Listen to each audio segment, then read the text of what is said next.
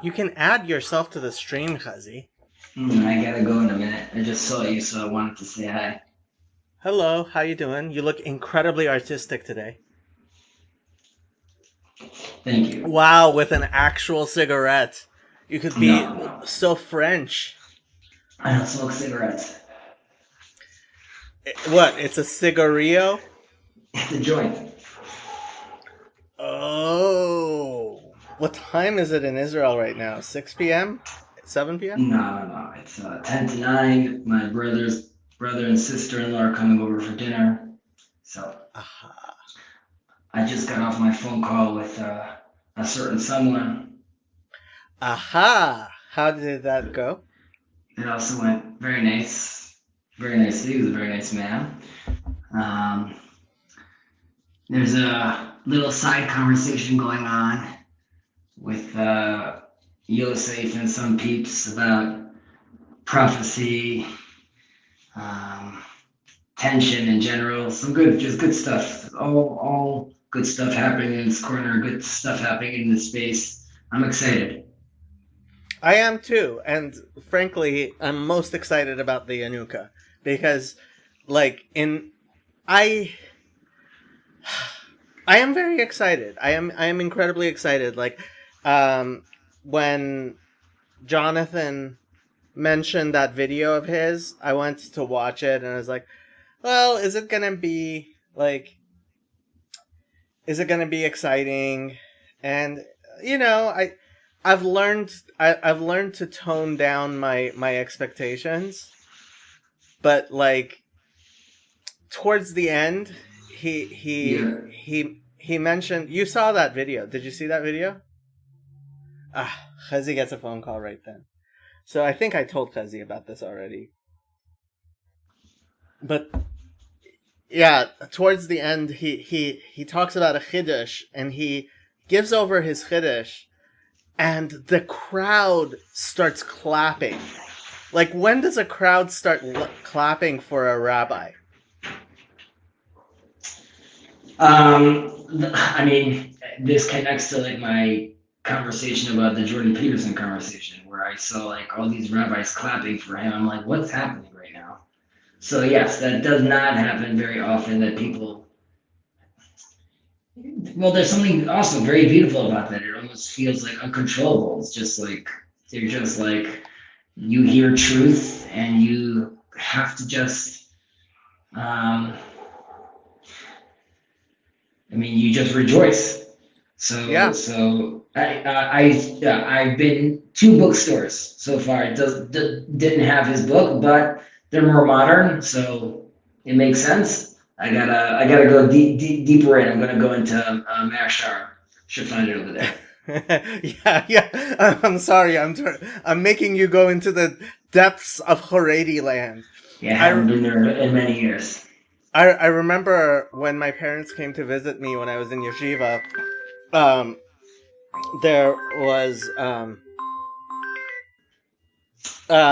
we walked into Geula, and there was this woman walking down the street, and like she was basically naked. Like, she was wearing just a tiny bit beyond what a bathing suit. Maybe that's all she owned. No. Anyway, so my dad was shocked. He's like, I thought they would stone her. And I'm like, of course they're not going to stone her. You actually think, like, people do that? Like, I mean, unfortunately, there was things do get a little crazy over there during riots, yes, look, which yeah, there are times when things get crazy. But you know what? Generally, the people living in Geula, they're also Yidden. no doubt about it. My general claim in reverse was that when I speak to some rabbis, is that if a ultra orthodox extremist that decides to throw stones on the Sabbath at vehicles because he thinks like this is what's God is requiring of him. And these rabbis, of course, say like, no, of course that's horrible. I'm like, right, but is he still considered part of the 10, part of the congregation, part of the minyan? Is he still part of your group? And if the answer is yes, then what is wrong with this Jew over here with a tattoo on his body? Like, why isn't he still part of the congregation? And their This answer usually is like, you're right, but like saying that publicly is problematic. You have to understand. this is the thing. When I was at yeshiva, I made an appointment to go talk to Rav Bullman about this particular thing, because I was walking to Mattersdorf from yeshiva, and that's where you walk down Bar Ilan, and there are all these Hasidic kids, and it's obvious they're hooligans, but I saw some kids throwing stones, and it bothered me. So I went and I spoke to Rav Nachman Bullman, and I said to Rabbi Bullman, like, first of all,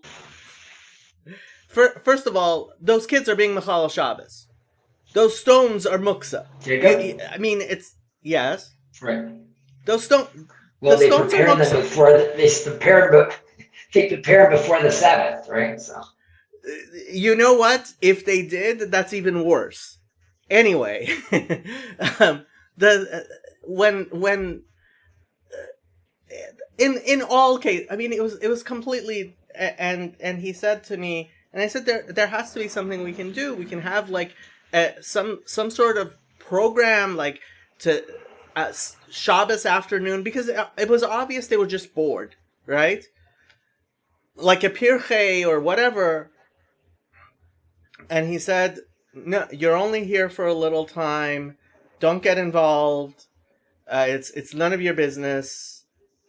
And that brought Rav Bullman down a tiny bit in my estimation. but even I'm saying that also has to do with setting expectations. And like, you should do so with the Yanuka as well. Like, what is it that you're expecting from a leader? What is it that you're expecting from a rabbi? There's prophets and there's sons of prophets, and there was like schools of prophets, and we only speak about some prophets, not all. So it's hard because we are very much in need of leadership in general as a society, and I think in some ways that Mark might disagree with this, but even like your insistency of creating a structure and a hierarchy is also obviously part of that representation of creating leadership. So these things are necessary. Sherry wants to know what muksa is. Well, what is muksa? Jacob, you're going to take this. Sherry, not because I don't want to engage, just because my dinner date is here. And man, Sherry, we need to talk about all this tikkun. We have a whole conversation, Sherry. You guys, Sherry is just like the deepest. I Jake, love Sherry. I don't know how long you're going to be schmoozing for, but maybe I'll catch you on the flip side. Okay. Talk to you later. Muksa. So, it's funny, but I think I actually saw a reference to it in the New Testament. There is this idea in Judaism. Hey, Luke. So, you have to understand, first of all, I have to say, these are laws of the Sabbath that only apply to Jews, and a non-Jew should not make themselves crazy with these types of rules. They're not doing anything good. Second, so the concept of the Sabbath, yes, I know, Chazi, go away. You have your weird thing where Gentiles, Noachites, can keep the Sabbath as well. I'm sorry, this is not a commonly held belief. But Chazi wants Shabbat for everyone. and I love him for it, but I still think it's a mistake. Anyway, so the idea is that on the Sabbath, what does it mean that God rested? Chas v'chalila. God forbid that anyone should believe that God in any way was tired. I'm sorry to hear you've had stones thrown at you, Nehama. So what does it mean that God rested on the Sabbath? It means that he stopped creating. And so the rules of the Sabbath are that things that we do not do creative acts, except for one particular creative act, which is to make children, but other creative acts on the Sabbath are completely forbidden. And as a part of that, things, yes, I know it happens. I know. Rahman al-Islam.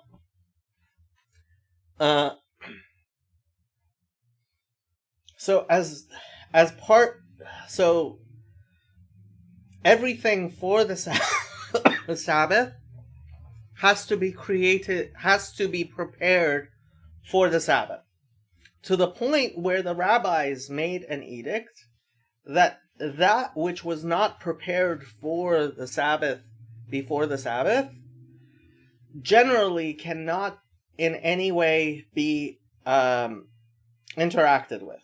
So, for example, if a chicken lays an egg on the Sabbath, an Orthodox Jew, by rabbinic injunction, cannot pick up that egg in any way handle it.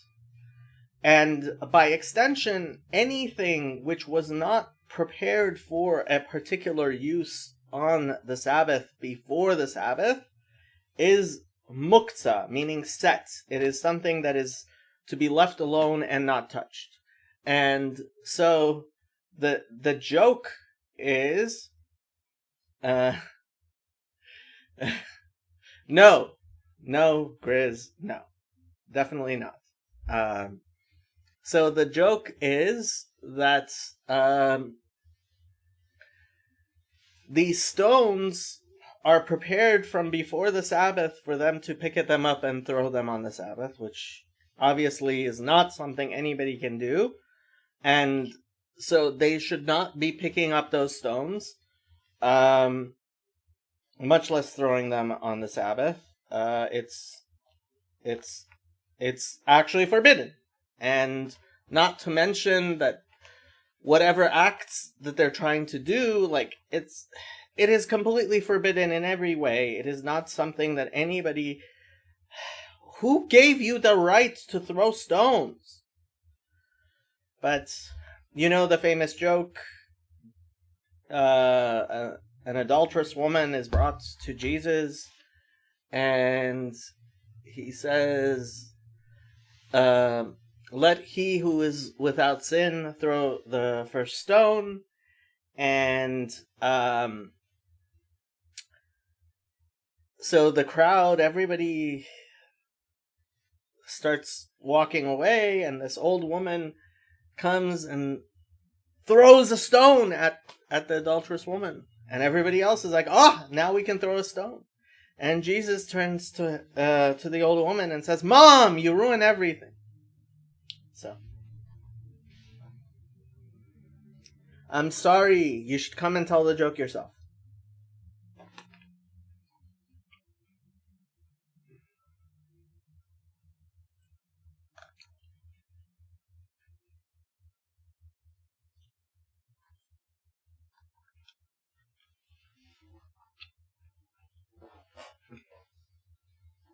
Just like the joke.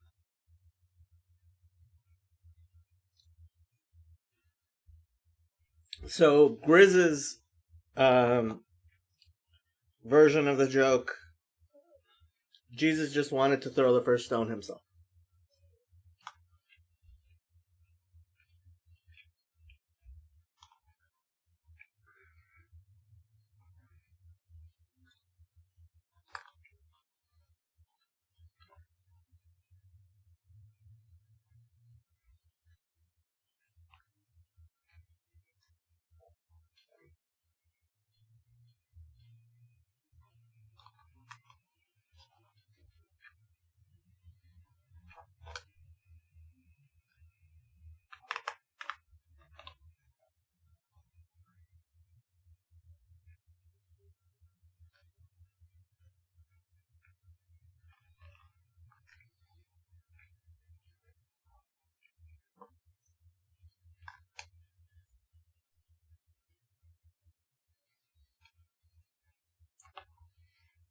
Sherry liked my joke, so it must be a good joke.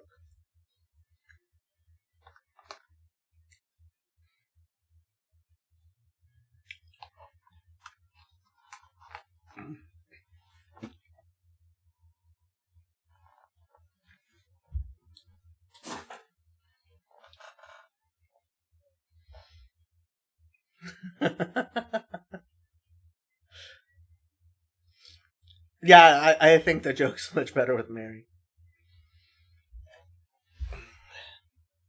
Nechama says, for the record, agree. I agree with Chezi regarding others keeping Shabbat. It's a beautiful thing, and for those that can enjoy and benefit from the Ruach, that seems like a wonderful thing. I was eating food that's not kosher, so I won't talk about it too much because I try not to do things that are not. I try not to advertise my sins too often. Interfaith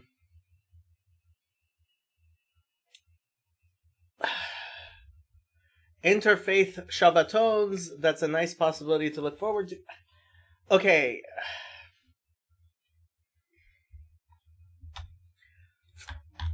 For 2,000 years, people undergoing conversion have been told not to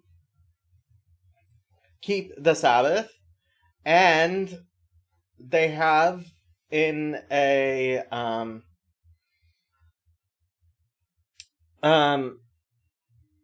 they have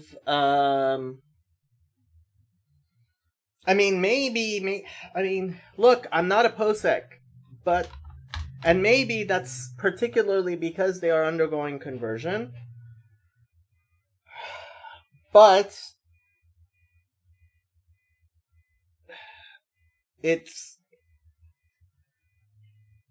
for thousands of years, Gentiles, even undergoing conversion, have been told that they cannot keep the Sabbath until they fully convert. And many people. I remember a friend of mine in yeshiva who was undergoing conversion.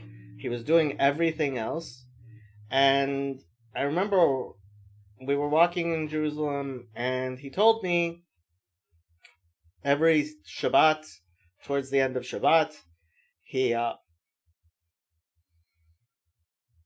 has to strike a match, and he would start crying.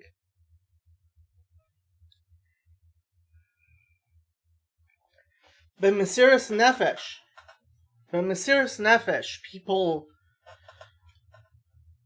kept that, and it's not a joke. It's not a joke. And so yeah.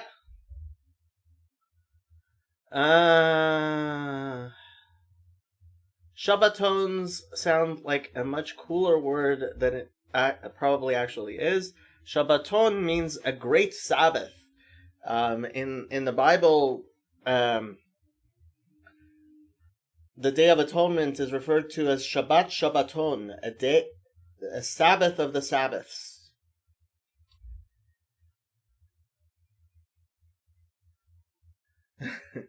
Also, Jacob, no, whatever you're about to say, no. Non-Jew do best on the Sabbath by serving the Jews that can't do for themselves. And you laugh, Grizz, but look, many non-Jews were, in fact, Moser Nefesh, were, through great difficulty to themselves, were also Shabbos goys, and were in fact treated horribly. So, like, you can't throw all of that away. You cannot throw all of that away. So, yeah. If there's going to be a discussion amongst the poskim, they can have a discussion and they can decide what exactly and in which way. But it's not a simple thing. to say to a Gentile that he can keep the Sabbath. And frankly, I've not heard an actual posek. And even though Chazi tried to show me a book which seemed to indicate such a thing, I was not impressed with that book.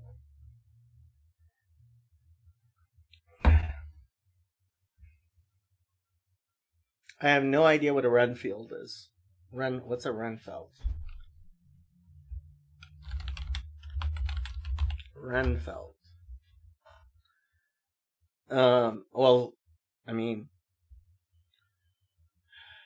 Empires and Puzzles Wiki.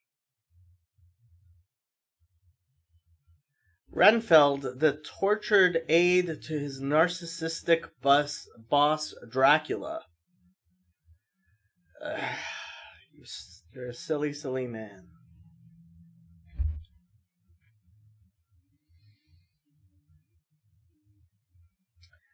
So if you catch a Gentile keeping the Sabbath, you're supposed to say, "Step off, bro."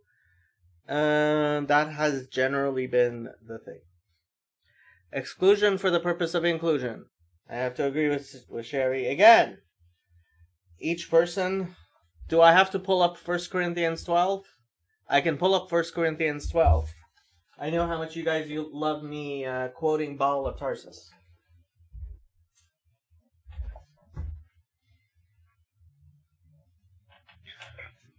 Each thing in its proper place, and a place for each thing. God knows what he's doing. I think.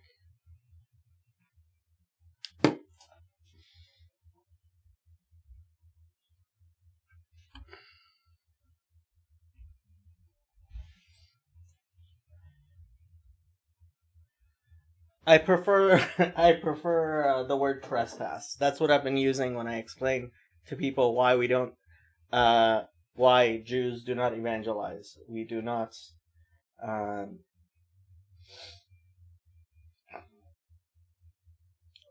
trespass on other people's religions. Okay, there are 15 people watching. Somebody can click on that silly link, right? That's God only knows what he's doing in it.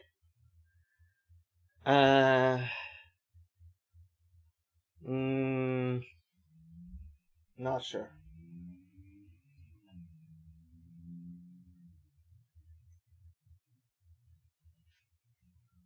Of the people who are not sure, I am one of them.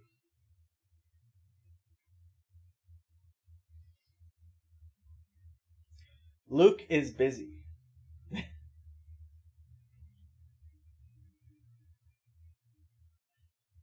I click, I get yelled out.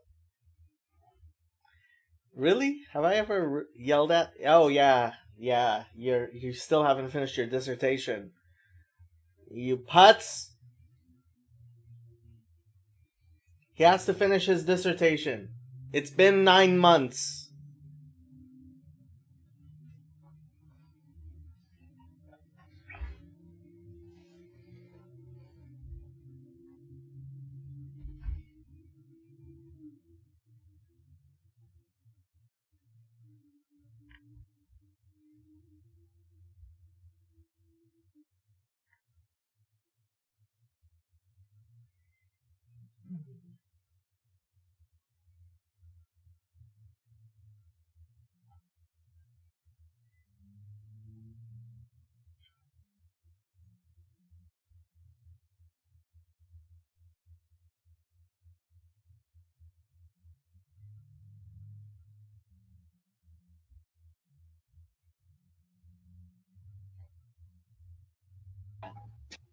Nechama, Mashlomech. How are you doing? I'm good. I'm very well. Oh wait. Oh my goodness, I'm such a noob. Let me turn my YouTube off. Okay. Jacob, fair warning. I don't have headphones or a microphone or anything charged, so this is as good as it's gonna get for a very short period of time. It's beautiful. How are you? How are you doing? I didn't hear you. Oh, I'm good. Hold on. I want to see if I can. let me see what this is really tiny. Oh gosh. The thing about Shabbos. Oh, there we are. Okay. The thing about Shabbos, I don't know any of the technicalities, and like, I don't care about the technicalities, right? Because like you, I am my own posek. Yeah. So that I'm not really concerned with the legal aspect of it, but yeah, from Chazi's point of view, which I did not hear, but all I heard was, oh, there's a possibility, and I just like my imagination brain went like, oh, that's like so cool. I don't think that there's any reason to like desecrate the Shabbos, like break it apart and make it something less than it is. The only reason I would want non-Jewish people to enjoy it is so that they can enjoy it for what it actually is. So I don't want anybody to ruin it. Like, but if there's a pathway for people to enjoy it, holy cow. Like, okay, all of the problems that we're looking at, a lot of them get solved with Shabbos. Like, literally just like, because you keep Shabbos, your entire week is now oriented completely differently. Your life is oriented differently. Your nervous system is way better, generally speaking. Shabbos is beautiful, and if a Gentile wants to rest on the Sabbath, wants to not pick up their phone on the Sabbath, wants to all of that stuff, that's fine. It's more of a lack of doing anything than an actual doing something. The problem that, look, halachically, there are problems. There are many different problems that I could get into for a Gentile to keep the Sabbath the same way as we are supposed to keep it, with the 39 malachot and borer. So make a different category. Don't do it the same way. Obviously, it's a different. It's a different group. So make a different, like lay out the stipulations and the guidelines and the outlines, and then do that. Okay, that's cool. No, you can. There are Gentiles at Shabbos meals all the time. At my Chabad, at least a fourth of the people there are not Jewish. That's so interesting, really? Yeah, I mean, I didn't know that. At universities, it's very, very common, especially once it becomes a happening place like USC is. Like USC Chabad is a very happening place, and so there's some 200 to 300 people who show up, well, before COVID, who showed up for Friday night meals, and large numbers of them were not Jewish. Yeah, that makes sense. It's a good time. No, Shabbat is beautiful, and I have no problem whatsoever with certainly with Gentiles at Shabbat meals. Sure, why not? And if they want to commemorate the Sabbath, sure, why not? Well, okay, I'll tell you why not. You cannot add religious obligations. I was worried you were going to get into. I'm listening. You can't add obligations to people. Look, Antonio, who is a Noahide, if he has to work on Saturday, right? There is no religious obligation for him to take off work from on Saturday. Well, okay. I see your point there, but yeah, I mean, at that point, you're just doing it to do it. Look, it's a beautiful thing to celebrate. Like, if he wants, like, if he were in Los Angeles and on Friday nights I'm having a kiddush, and he's more than welcome to come to my kiddush. Why not?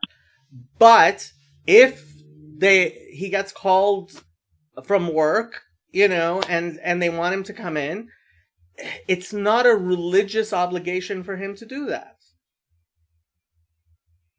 And but then the effect of the Sabbath kind of goes away. Yeah, it does. And guess what?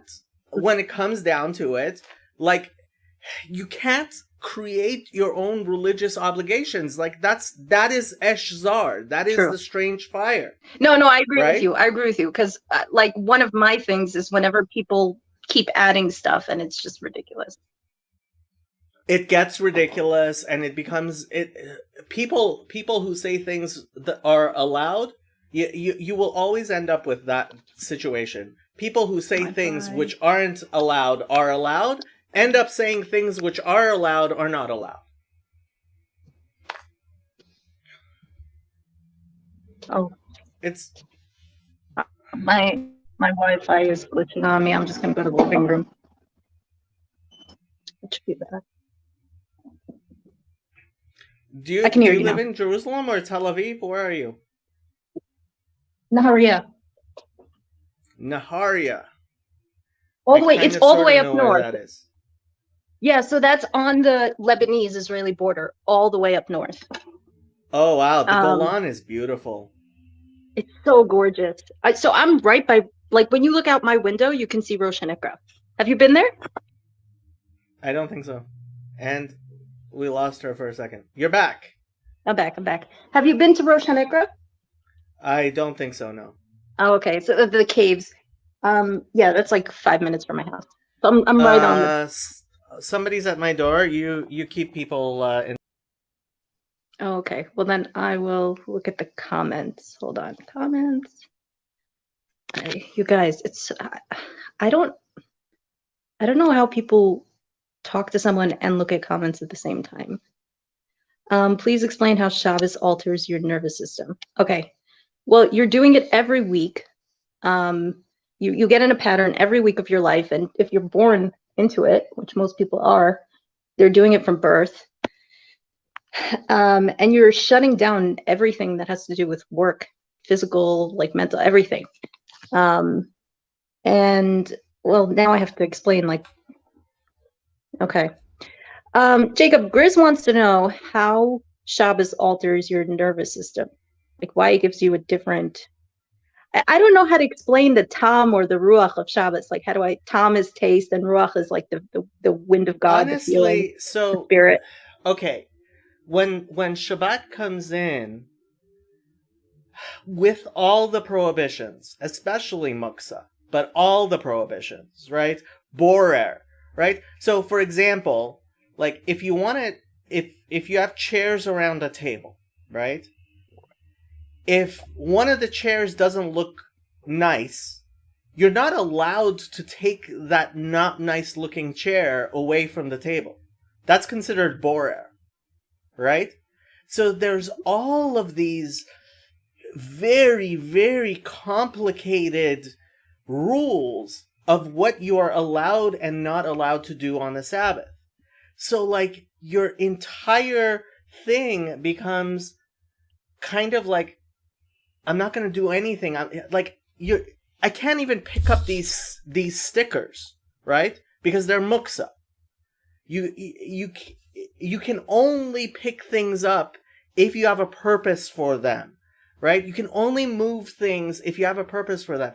And it just completely. So I was saying to Yosef, why is it? Oh, this is the plumbers. I'll be right back. I don't know which route Jacob is taking when he's explaining this.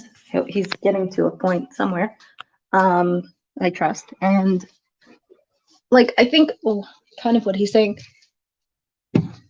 when you shut everything down like that, there's a different like spirit that comes over your body, your house, your family.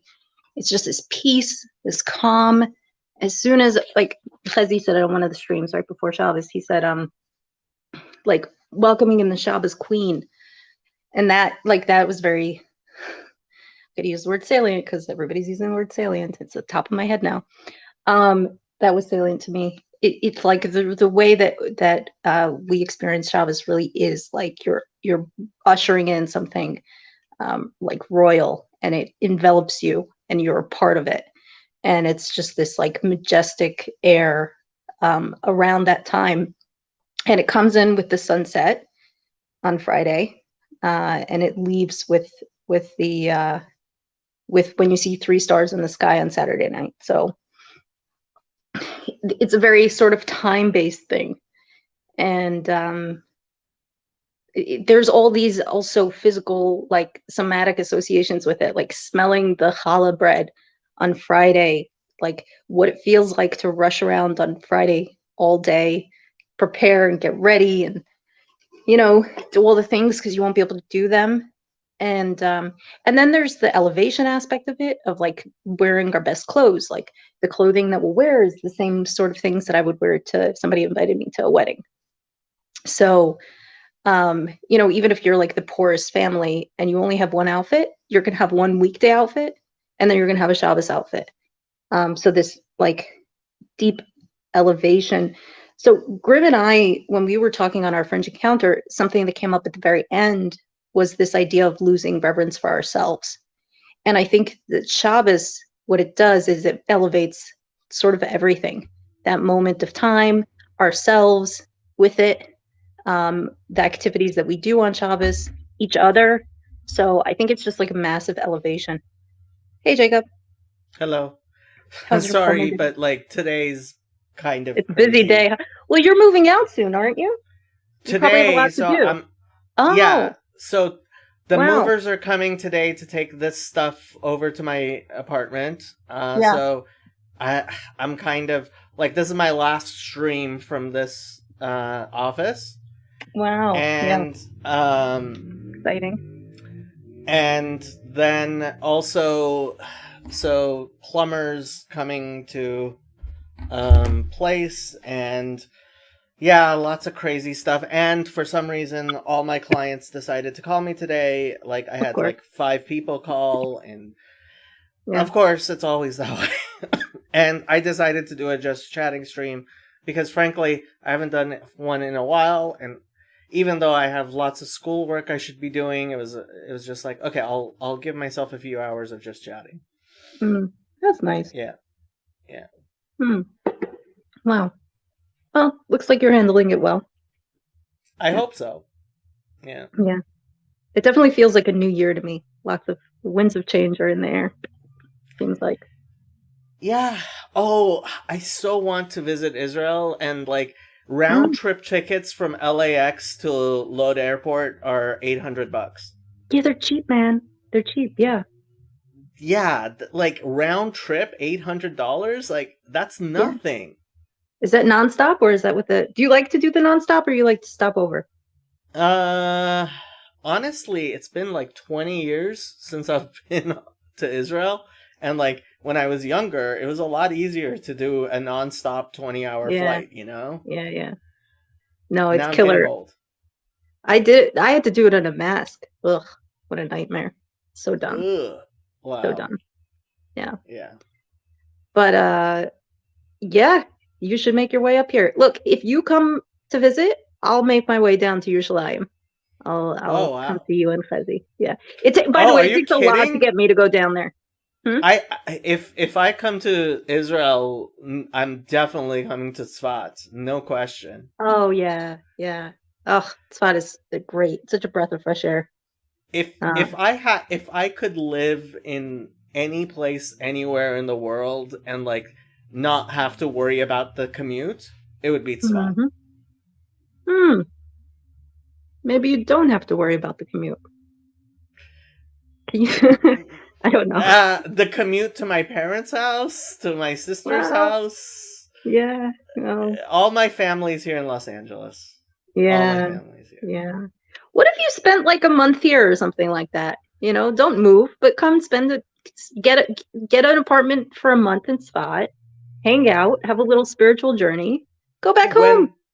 When I went for my year in yeshiva in Israel, yeah, my sister refused to talk to me on the phone for the whole year. Okay, well that's her problem. Like,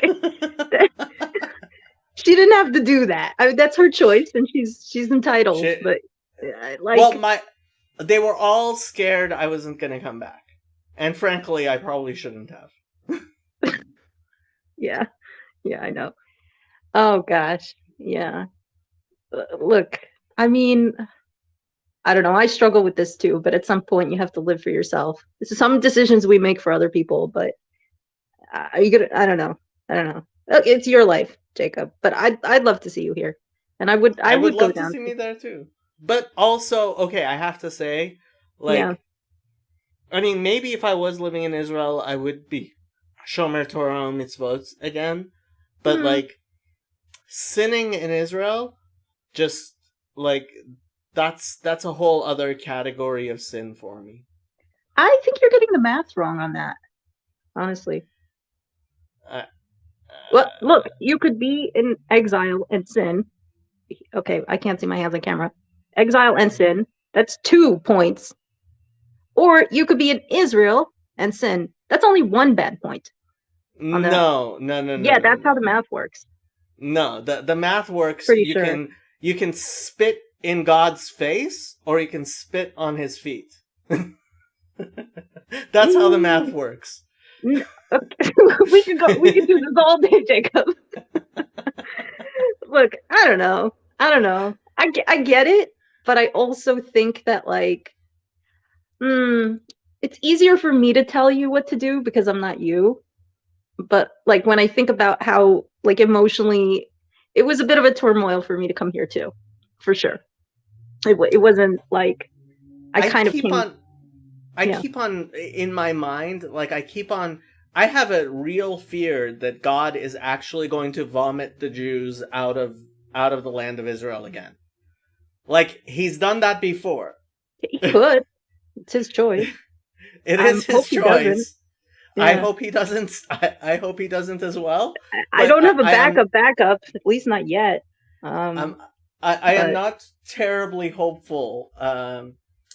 So Paul is here. Just tell Jacob what to do. He likes that sort of thing. He must, because he keeps telling the rest of us I- what to do. this is what I don't understand about you, Jacob. It's like, do you think like, oh, I'm gonna sound so mean when I say this. Do you think you have like a right to tell other people what to do? Like, how do you explain this logic to me? How do you fire somebody that you're not paying?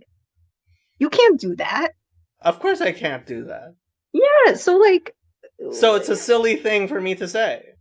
yeah, but people take it So seriously why because is they have. anybody... What? 'Cause- So if you're taking that seriously, you're just being silly. No, because they value your opinion. Okay, so to the point that...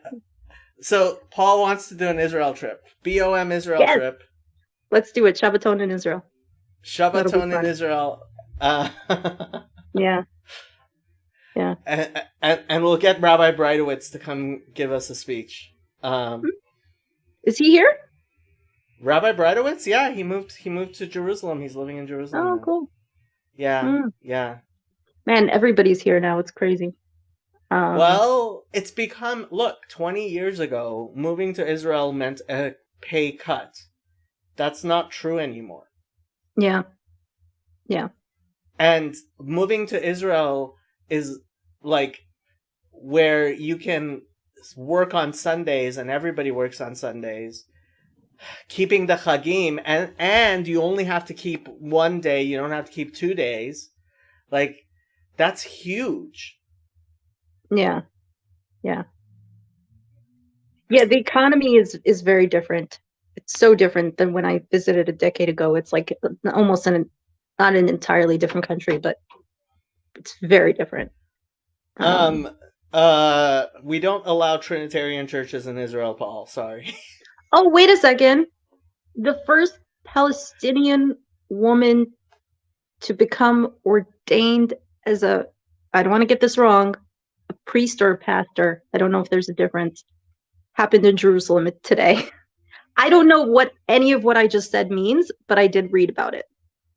So there's now a Lutheran female priest. Yeah, Palestinian. Lutherans still have priests. Yeah. Yeah, I don't know if there's any significance to that or what that means, but I'm yay guessing for her. Girl power. I don't know. Well, Paul, I have still not gotten Paul to admit that he made a big mistake in advocating for women's ordination in the CRC, but he's getting there. I have no opinion either way. This is a non-issue for me. I no, it's always been a huge issue for me because again, it goes back to the Eshzar thing, the foreign fire thing. Like, people who decide that they get to tell God what to do really Mhm. bother me. That's like almost everyone. But yeah, I get it. Look, there are plenty of things I do that I shouldn't do that I know are against halacha, right? And it's Mhm. like, at the very least, like, I don't have the chutzpah to tell God that no, because I want to do it, it's fine. Because I want to do it, I'm a kofer ta'avon, but at least I'm not a kofer lehachis. And I think that big difference is important. Okay, explain that in English, please. Okay, kofer l'ta'avon is somebody who is a heretic because he has taivas, because he has inclinations and things. And a kofer lahachis is somebody who is a heretic because he wants to make God angry, and he wants to get back at God, and he's spiteful. He's a chihuahua, basically. Paul says, Paul, if you want to come on, you should come on. It bothers Jacob because he doesn't like having other people besides True. help tell God True. what to do. Yeah.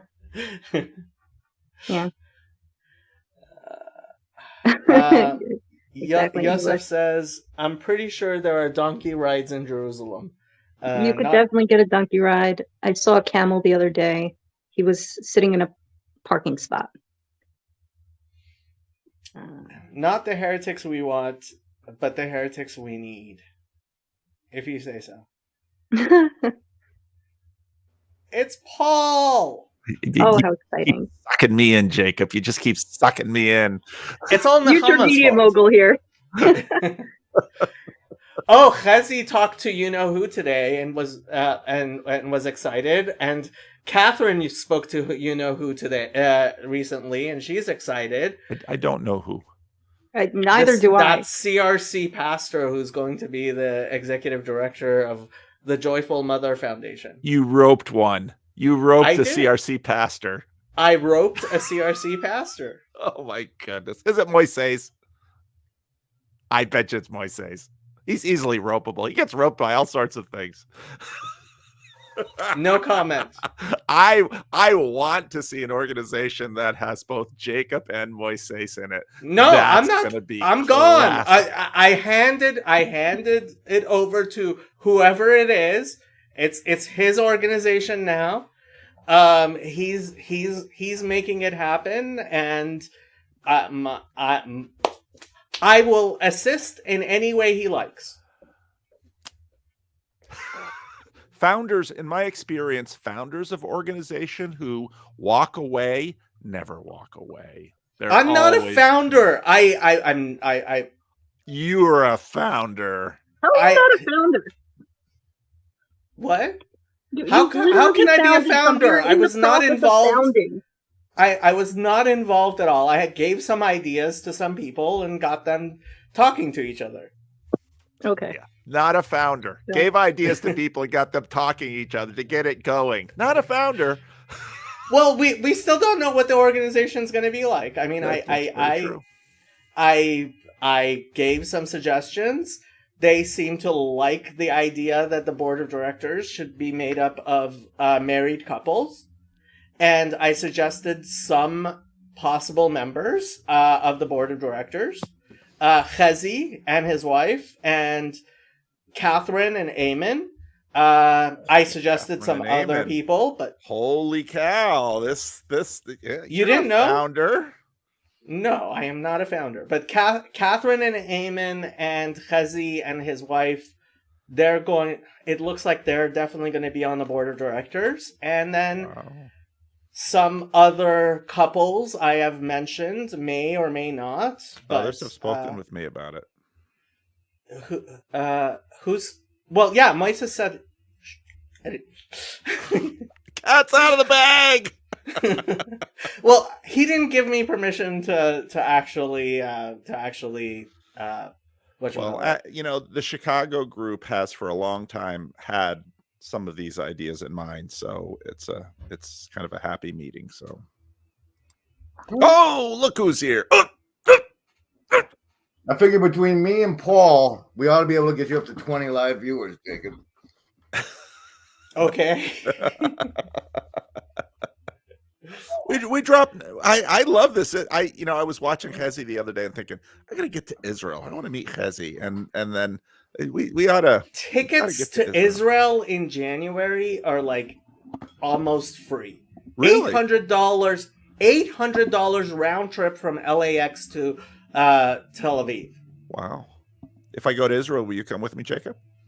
Yes. Well, that'd be a fun trip. Oh, by the way, I'm driving up.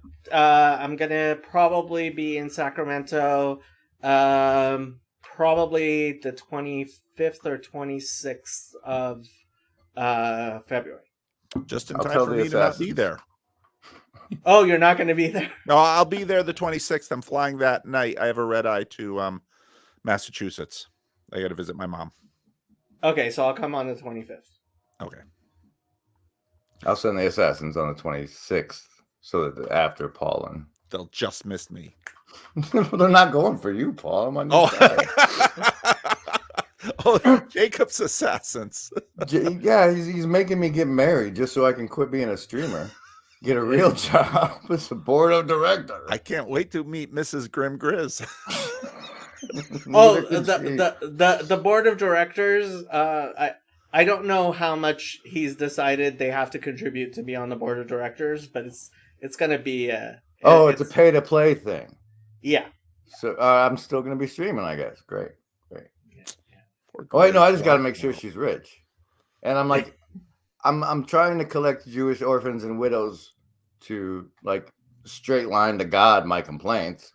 So I just need to find a wealthy widow, and then I can be on the board of directors. Perfect. There you go. Yes. I know a fair number of men in their 70s who are looking for wealthy widows. That's a thing. Really? Oh, heck yeah. The problem is, if you find one, she probably was the reason that she's a widow. Oh yeah. So Trinitarian. So do you even know who Tovia Singer is? No, Paul? I have no idea. He is the YouTube anti-missionary. He's an Orthodox Jewish rabbi, and he's actually more well known on YouTube among Christians than he is among Jews at all. But yeah, he's the one that like, he's the one that says all of the things that I quote that you get shocked about, like Hebrews being a theological crime scene, and the New Testament being filled with many new and wonderful things. The problem is the new things aren't wonderful and the wonderful things aren't new.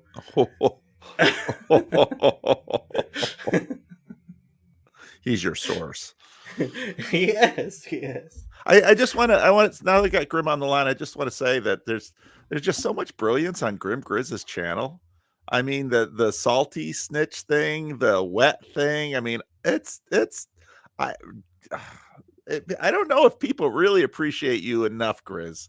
Well, they Grizz? should now. I mean, yesterday, both Gavin and Chad made a, here's how you understand Grim Grizz video. And today's live stream, I went over it and corrected where they were wrong. So everybody should be able to figure it out now. I don't know. But it's fun. Figuring out Grizz is People seem to have fun. impossible. Grizz is our shaman, and frankly, you can't understand everything a shaman says. Better if you don't. Chad and Grizz are my morning ritual now. I always see if Chad and Grizz have something there for me. So it's a good way to keep up with the corner. I might not if you make a homeroom too long, because I usually watch those first. So yeah. The homeroom this morning was very CRC focused, which it's a weird thing because those ministry videos, they have very small audiences, but people really cherish them. Of course, the big Jordan Peterson videos are what, get all the clicks. So, but I like the small stuff. Really, that one's gonna be a small one. I don't know. Oh, yeah. It was emotional, and I was like, oh, he's gonna announce the second edition of his father's book. I was, when I read that, I thought I should go through and edit my father's book. It's a very uneven book, but yeah, at some point they'll do some writing. You don't need to edit it. You just need to send it to Grim to audiobook it. Leave his book how it is, and write your own foreword. No, it needs editing.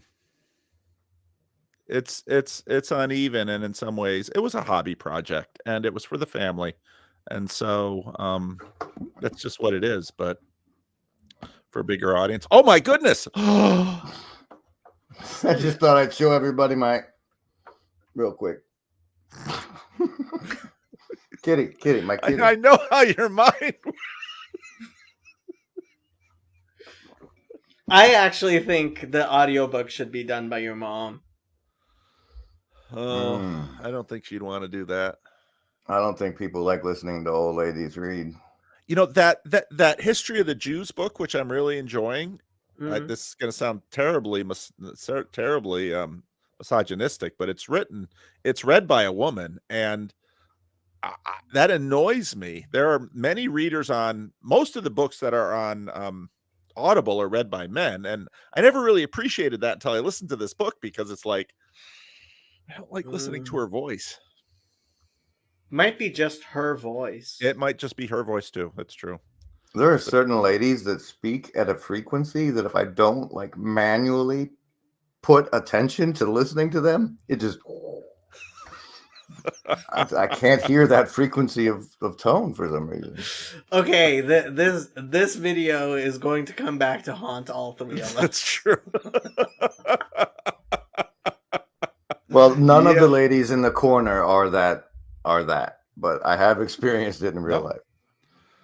But I do get emails sometimes from women who complain about the corner.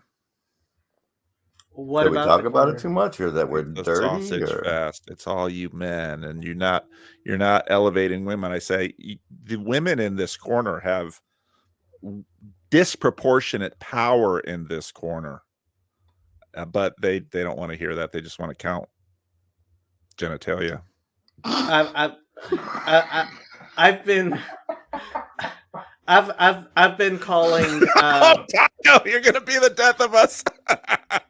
I've been calling the Joyful Mother of Children Foundation. I've also been calling it the Shadow Matriarchy, and no, honestly, I think it's going to be a very feminine organization. Teo's here. Teo, you guys remember that lady bugged Paul in Britain, saying that he had this dream about him giving out bowls? I mean, I made a video on it. She didn't bug me at all. It was a fascinating dream. I mean, it was an amazing encounter, because I mean, she came and she told me the story. She told me the story in Spanish, because she was an immigrant, but it was just like it was She saw Santa Claus.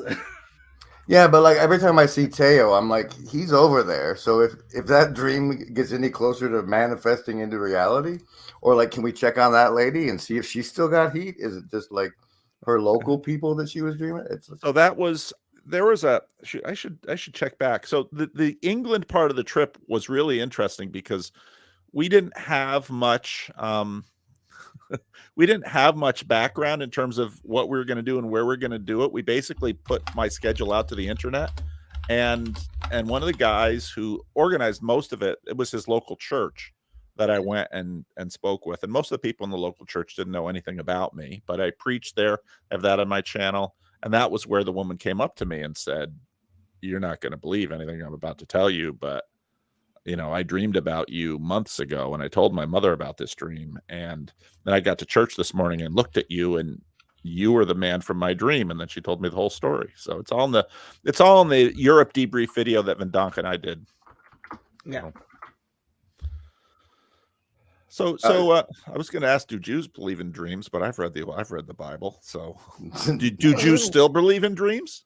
Yeah, big time. Big Really? time. We take them very seriously. Yeah. Yep, they're considered prophecy.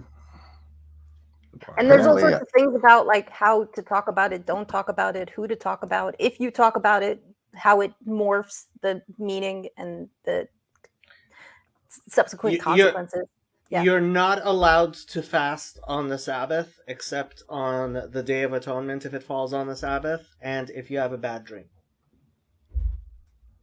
you can fast if you have a bad dream. Or what can you do if you have a bad dream? You can fast. Huh. You might need it. Fascinating. Ah. I love Yeah. it. Oh, we're down to 11. Well, we're up. Are we up to 11 or down to 11? I don't know. We're down to 11. We've lost Yeah. the female audience after everything that I just said about Oh, Audible yeah, books. you ran them off. Okay, well, That- Chad's not here. Hopefully he sees this. But like when you call women it, they kind of go away. Like that's not a way to make somebody feel welcome. So Chad called women it. Jacob had his lovely cousin on, who graced us. Oh, Right? yeah. That was amazing. That was She's lovely. hilarious. Yeah. Yes, I watched that one. You know, I usually just skim Jacob's video, see if anybody interesting is on. Besides Jacob sitting there with a sad face, hoping that someone will come and join him in his live stream. So Mhm. Elon like responded to one of her tweets like yesterday or 2 days ago. She's like she's made it big. Oh, I'm It's gonna your follow your fault, cousin 'cause on every- Twitter. What's her? Do you know her Twitter? Nicole Behnam. Oh, now you're gonna have to spell that. What does she do? What's her like? NICO. What's her Just She's area? a media Something on her, influencer. Jacob? She's an influencer. She's a PR person. Yeah. Oh wow, she came up right away. 86 tweets this last hour. Busy lady. Busy lady. Wait a But it's minute. your fault, Jacob, because like whenever you're in a 2-person setup, whoever's not you is parked right over he, and it happened to be a lady. Poor Chad. And your title was like about the whole ideology thing, so it wasn't even his fault. Identity. What was it? Something identity and theology as no identity and something as theology and orientation as theology. But She's a blood relative of you, Jacob. Yes, my mom and her mom are sisters. Wow, that's amazing. you know, I also one- have a cousin who won a Pulitzer Prize. And both Nicole and that cousin, they both went into journalism because that was what I was interested in. Jacob, you're just we're just waiting for Jacob to be discovered in Hollywood. I like him in the position he's in. And you wonder. why Actually, we you still know what come was on. funny? When you keep on mentioning CAA, I was thinking one of my cousins worked for CAA for a while. What Good. is CAA? Have them come by. The Creative Cre- Arts Agency. Artists Agency. Yeah. In English, what does that mean? The Creative Artists Agency is one of the largest PR firms. It's a PR firm for Okay. people in the entertainment industry, and it's actually not that large. They only have like 3,000 artists signed up, including Jordan Peterson's one of them. Yep. But met they're those they're people. definitely one of the most influential. They started the Me Too movement. I think it was Oh. probably before they signed Jordan, but I'm not sure. No, it's definitely after they signed Jordan. Jordan signed up with them really early. Yeah. Okay. Yeah. I'm not going to say anything, and I'll do some googling later. They haven't recognized me as a creative and tried to recruit me yet, so I'm very anti them right now. But if they come around, I might. They don't recruit people. You go and pay them good money to be represented by them. Is I this think like they a- charge like a something like poster for $10,000 a month or something. Then it's video? Is war. this only post? Sorry, go ahead. Go ahead. No, that was it. It's if this if like I have to old- pay them $10,000, then Jordan Peterson signed up with them right after the C16 thing happened, which was a smart thing. I'm very happy he did it. He should have done it, and it's a good thing for him to do. But yeah, I think they charge at least $10,000 a month. Nechama, what was your question? These men don't shut up. I want to know if this is like an old Hollywood company or if this is like a new social media thing. Really? Old Hollywood? you They see used Jerry to Maguire? basically. No, I've heard of it. That it was about like he was supposedly an ad agent for them, and the whole movie was about him realizing how horrible they were and trying to launch his own company. CAA used to basically decide who wins the Oscars or not. Mm, Wow. got it. I might have to leave quickly. I'm watching the parking lot here with my handy dandy camera because when the coffee break ladies let out, then Fancy Nancy wants to talk to me. Although I already know what she's going to talk to me about. Isn't that amazing? How many years do you know her? Ever since I've been to Sacramento, so 25 years. Wow. Her and Freddie. Wow. So, Wow, Freddie as a 25-year-old. That must have been interesting. yeah. Who's this? I You he's don't got know good cam, though. Bruce? Bruce Hello? the Bruce? Oh, yeah. But the camera angle's different. Oh, yeah, it is. Hi, nice to see you all. Good to see you, Bruce. Just thought I would Nice to listen meet in. you. I saw the link. Yeah. Jacob don't leave people in the studio. Yeah. No, I've I'm known not in the Fred. Just Chatting stream. I've known Fred and Nancy 25 years, and knew the whole family. Freddie has a sister, a younger sister, and I knew his father quite well. His father, I loved his father. He was a scoundrel of sorts. He used to come up to me whenever the clock would hit noon, because we usually go to like 12:15 or something. But he was like old time CRC, and like we should be out in an hour. So it hit noon. He'd look at his watch. He always sat in the back row with Nancy and start elbowing Nancy about how I'm going too long. And then he would come up after the service and tell me some off-color joke. Okay, I have to ask about the mints. Now, did they have to be King mints, or could they be Wilhelmina They mints? could be King or Wilhelmina mints. My mother always gave me the peppermints, though, because we were, Northside Chap was sort of a fringe church in the CRC, so we could do other things. So. Okay. the mints just like this is the most interesting thing about CRC culture I've learned yet. Wow, you've gotten in deep to get to the mint level. Wow. Oh yeah, like how else am I going to colonize you? What other CRC people do you know besides me and I guess Josiah and now Moises? I mean, And Father Stephen and oh come on, like this place is very very CRC. This little corner is very CRC. I think Sandy is was also Sandy CRC. is definitely CRC. She's on Voices now.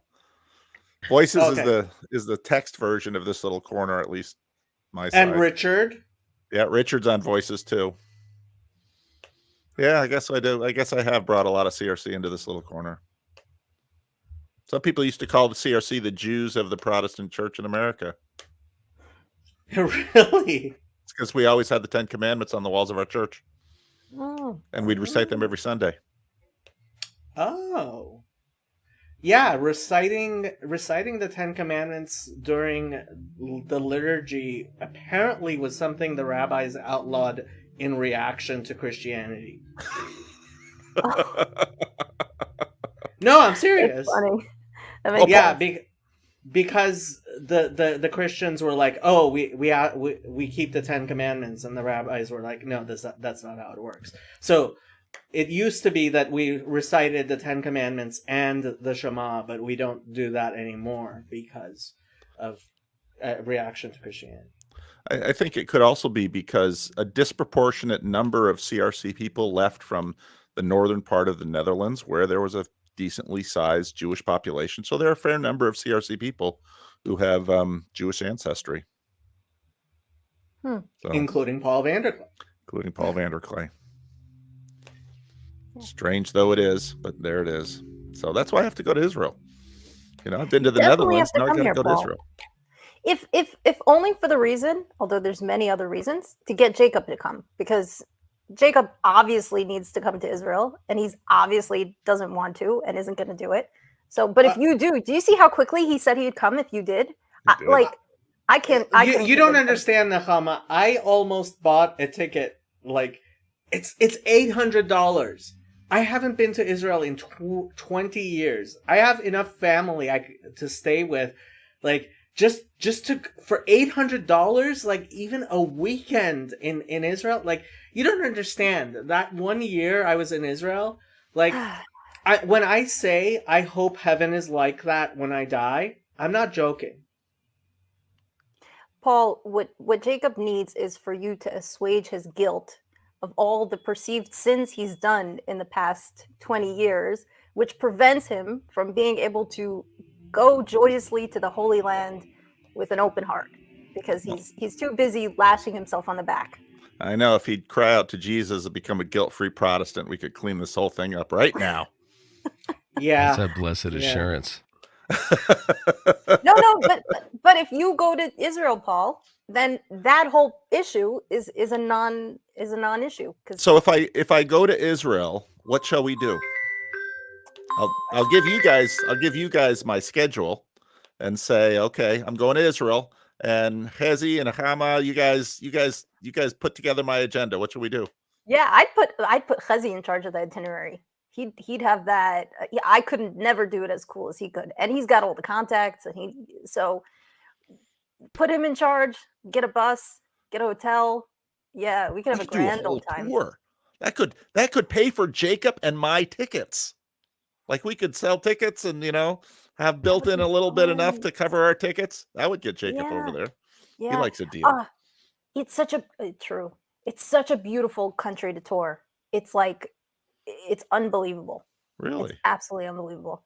You could be on the ski slopes in the afternoon, be on the beach in the morning. Oh, and then, oh my goodness, I got beaches and skis here in California. I want to see old stuff. All the historical sites, like all the churches, the monasteries you could visit. Oh my gosh. You go to Bethlehem, all these places. Have you never been here, or has it just been a really long time? This was my first trip to Israel or to Europe. We should get. Okay, here we go. Maybe this new little gang of 13 that Jacob has organized, maybe they should do. I mean, there's always these Israel tours. We could have a me and Peugeot Israel tour. Oh, that would totally sell. That'd be fun. You think Peugeot would do it? Of course he would. Definitely would. Jordan Peterson just dragged him around there. True. Oh, he came with him? Yeah. And Ben Shapiro took him to the Temple Mount. I was so livid. What? Yeah. I don't wait. I don't understand. Explain to me. Jews are not allowed on the Temple Mount, except we have some Zionist extremists that Christians fund, including Ben Shapiro, who for some reason have decided that it's fine for them to walk to Dispensational go to the Christians fund. Let's be fair to our little sub-tribes. True. Premillennial dispensationalists would definitely be on that camp. Not Christian Reformed people. Too much. No, definitely not.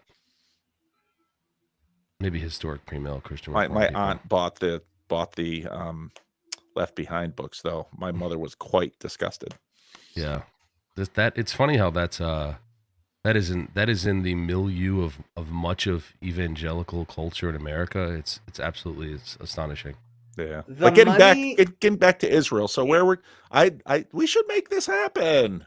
How fun! I've been talking about it for a few years, but January tickets to Israel are like dirt cheap.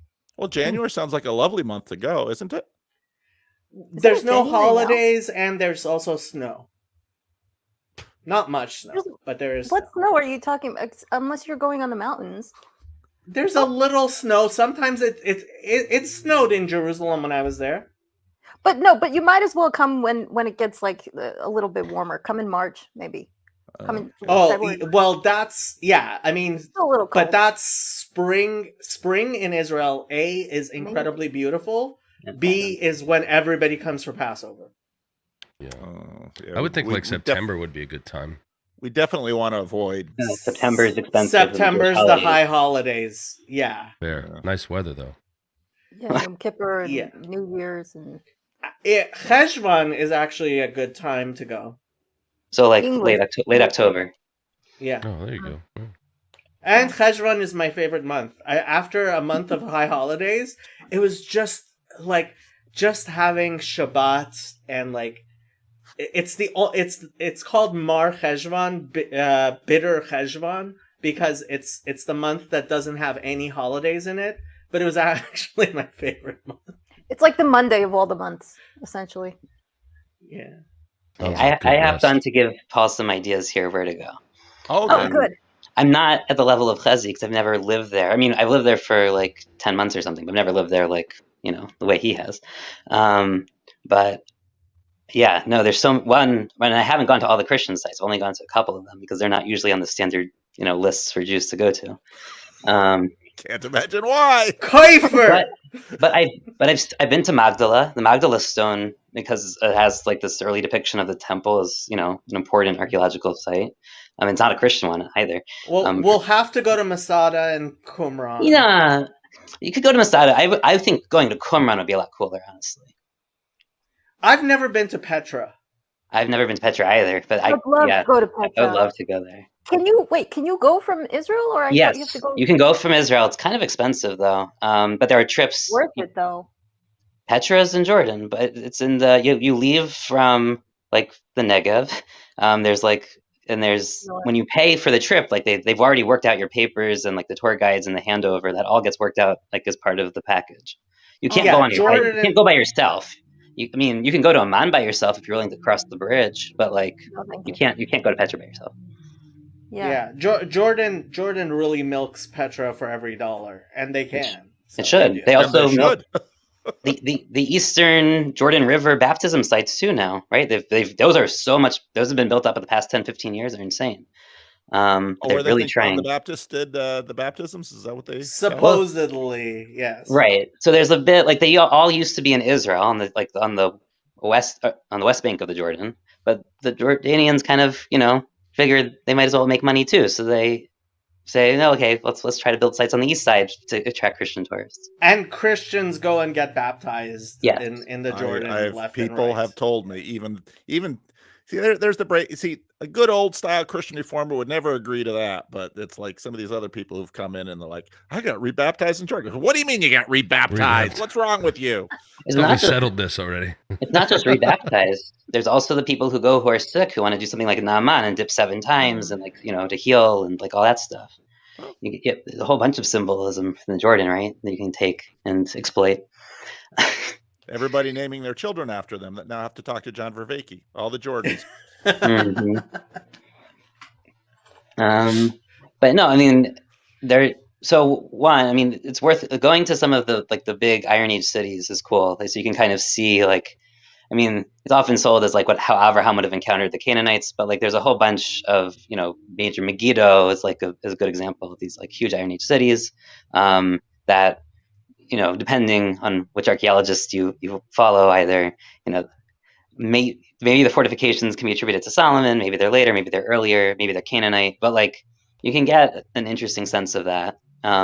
Seeing the farms, just walking through the Israeli farms and just like seeing, like the classical, like the olive groves and all that stuff, and then going. There's actually so they found an ancient vineyard and wine press site, a huge one, like an industrial size one from the First Temple period. It's probably too late, but it's not far from where the vineyard of Naval would have been, the one that was seized by King Achaz, in the famous story with Elijah. And there happens to be on the edge of a modern kosher vineyard. So it's really cool. You can like go to a real live active vineyard, and then next door the archaeological site that's like tied to the story. Climb Mount Gilboa. That's also worth it. You can where the battle was with where King Saul died. Or sorry, next door. That's next door. Gilboa is Devorah. Across the valley is where King Saul died. So and then you can go to the Horns of Haddon, which is a famous Crusader battle, which is right above that. Honestly, the Israeli National Museum, like It's the Shrine amazing. of the Book, Mm-hmm. yeah. See the scrolls, see the Dead Sea Scrolls there, and the Aleppo Codex. It's really cool. Just there's the Great Isaiah Scroll is on display. It's just amazing to see a 2,000-year-old Isaiah scroll. Wow. Yeah. Yeah. All right. I'm down. Let's Yeah. do this thing. Let's make it happen. I mean, because it would be, and so when we went to, so the way the Europe thing went, Matthias and Matthias basically said, if we paid your way, would you come? I said, sure.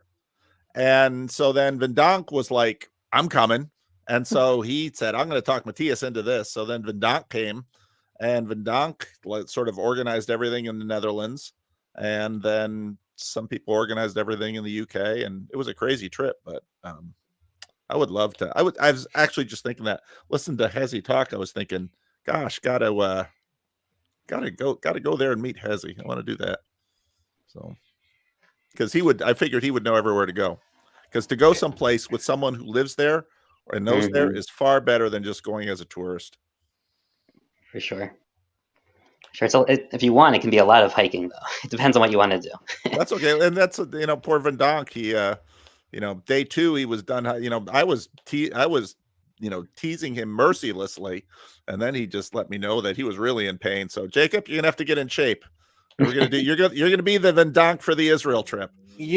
I'm fine just as long as there's no official trip to the Temple Mount. I protest. I will not go to the Temple Mount, and I will not be involved in going to the Temple Mount. Can I at least see it?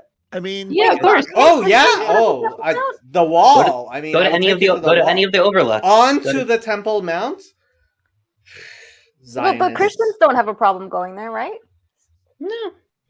Okay. Good. Religiously, they're allowed. I mean, I'm not going to be involved.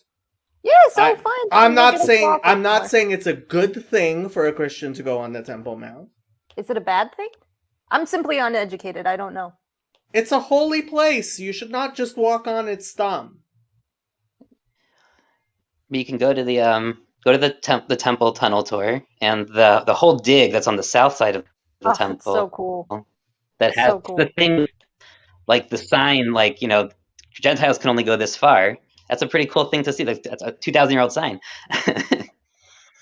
Yeah. It's pretty, Paul. It's like being here. It's pretty surreal. Like I still am not used to it, and it's been over 2 years. It's just like anywhere you throw a stone, you hit some like 2,000-year-old history. It's like incredible. I can't leave I leave my house and I go 10 minutes, and there's this big, what do you call those things? They had an aqueduct. It's beautiful, beautiful Roman aqueduct that it's been destroyed by Napoleon and then rebuilt, and then the Crusaders came, and it's just right there. It's like outside 10 minutes away. And honestly, I pass by on the highway. Just the beaches on the Sea of Galilee, they're just like, you go swimming in the Sea of Galilee. It was one of the greatest things. It was just beautiful. It was, yeah. There's really no other way to bring the stories to life. It's just like, it's a whole other dimension. It's great. Oh, you know who we should get to come with us? Bill Schlegel. Who's that? I did an interview with him. So for some 20 years, he was running for the Master's Seminary and several other Christian places. He was running he was running their Israel semester, and he wrote a book, an atlas, biblical atlas of Israel. And when he became a Unitarian, everybody dropped him like a stone. So it's Jacob's goal to corrupt me. I'm so confused. Get me thrown out. It would be. I'm really excited about this. We're talking about other things in Europe coming up in the next couple of years, and so it would be super cool. I'd love to go to Israel. There was a guy in my church who he's a wealthy man, and he he wanted to he was going to pay the way for myself and my father to go together before my father died, and that would have been really cool, but I didn't push it at all, and it never happened, and my father died, and the donor died, so I've never been over there. But I mean, going tours of the Holy Land is a huge thing. Yeah. Okay, I'll leave, Sherry. I'll leave. Okay. See, people think women don't have influence in this little corner. Sherry just pops in with one comment, and bang, people get in line. That woman has power. Joseph is killing me with his dissertation. It's been 9 months. What's He's he writing 9 his months. dissertation on? Robotics. He finished his PhD in robotics, except for this dissertation that was due 9 months ago. Where does he live? He was living in Atlanta. He was going to Georgia Tech, but now he took a job in Washington, D.C., and I told him, don't take the job until you finish your dissertation, but he took the job, and like... My youngest son is graduating with a degree in robotics from UC Santa Cruz. Ooh. Banana slugs. I thought that was the funniest thing when I went there and saw the banana slugs. I was totally I thought it was a giant joke because that whole area is a little offbeat, and I thought maybe this was like a community mascot or something. No, it was the actual name of the school's mascot, and I was No natural predators. Nothing eats a banana slug. It's actually, And if you've ever found one, you know why. it's pretty impressive. Yeah, I'd love it over there. Such a nice place. Wow. Okay. Yeah, I'm just googling it. So. Yeah, it's a Come strange on, slug. didn't you guys watch Pulp Fiction? Nope. Banana slugs are in that? I don't remember that. He wears the shirt? John Travolta wears a shirt with a banana slug on it. I think I remember that now. Yeah. Yeah. Such a cool place. I like Santa Cruz a lot. UC Santa Cruz is a gorgeous campus. Yeah, generally it was one of my. There's a town called gosh, it's right next to it. It starts with a C. It's an Italian name. Anyway, great food. Capistrano? Awesome. Yeah, that's it. Great food, great views. Really nice town. Oh, that whole Enjoyed area it. is just gorgeous. Yeah, it's nice. Yeah. Stefan, who you haven't met yet, but he's kind of part of this little corner, and hopefully we're going to be making. So he lives in northern Santa Barbara County, so hopefully we're going to make an estuary somewhere in northern Los Angeles County or something. Oh, good. But we'll see. Yeah. Outstanding. Well, I'm gonna call it a night. It's getting kind of late here, but it's good to see you all. Very excited about all these Europe and Israel plans. Very exciting. Yeah. Lots of Well, fun things to think about. it'll all be up to Moises. I have no idea who Moises is, but I'm sure it will be. We've started calling him Moishi. Me and Chazi have started calling him Moishi. Is he Jewish or no? Is that a Christian name? No, Moises Puerto Rican. is Moses Oh, in okay. in Spanish. Yeah, Oh, that's Yeah. cool. yeah. How do you spell Moise, something like that? SES, yeah. Yeah. Moises. Yeah. Moses with an I. Very Yeah. cool. Very cool. He's a Yeah. Puerto Okay. Rican CRC minister, church planter in Chicago. Oh, okay. Yes. Oh, so he's one of the planning guys. And he's about as high in agreeableness as Jacob, which should make this whole endeavor very interesting. Okay. Well, I'm not going to be on that planning committee, so I'm You just got to gonna be enjoy the married trip. to be on it, apparently. So True. Yeah. How are you Yes, getting but- out around that, Jacob? Oh, you're not. I'm gonna be- not. I'm Yeah. not he's going to going be to on be the the board of founder. I'm not going to be anything. You are the founder. I told Moises the organization will be successful to the point where people stop calling it Jacob's Project. That's when I'll know it's being successful. Because if it's about me, then it's not successful. So, in other words, it won't be Fatarecciism. Exactly. Like a lot of people thought this was me trying to control things. I'm not trying to control anything. except God. But anyway. And everybody else. All right, the ladies are leaving I love coffee you, break. Jacob. I have to go shepherd. Take care. Bye. Jacob sounds like Paul. No, I don't sound like Paul at all. So Bruce, how Paul come Vanderklee, is there something? you have a picture of yourself within a picture of yourself? Oh, I didn't realize that was there, actually. Let me turn it off. That's my camera. I have two cameras, but I don't know why it's not. I have to refix it. So I have two angles, and I can do picture-in-picture the second angle, but I didn't have the other one there. Sorry. I will never forgive you. Yeah, it's a technical failure on my part. So, are you Reformed? Yeah, of course. Of course. Why, of course? Oh, well, I thought you knew that. Sorry. As a Calvinist, that typically goes hand in hand.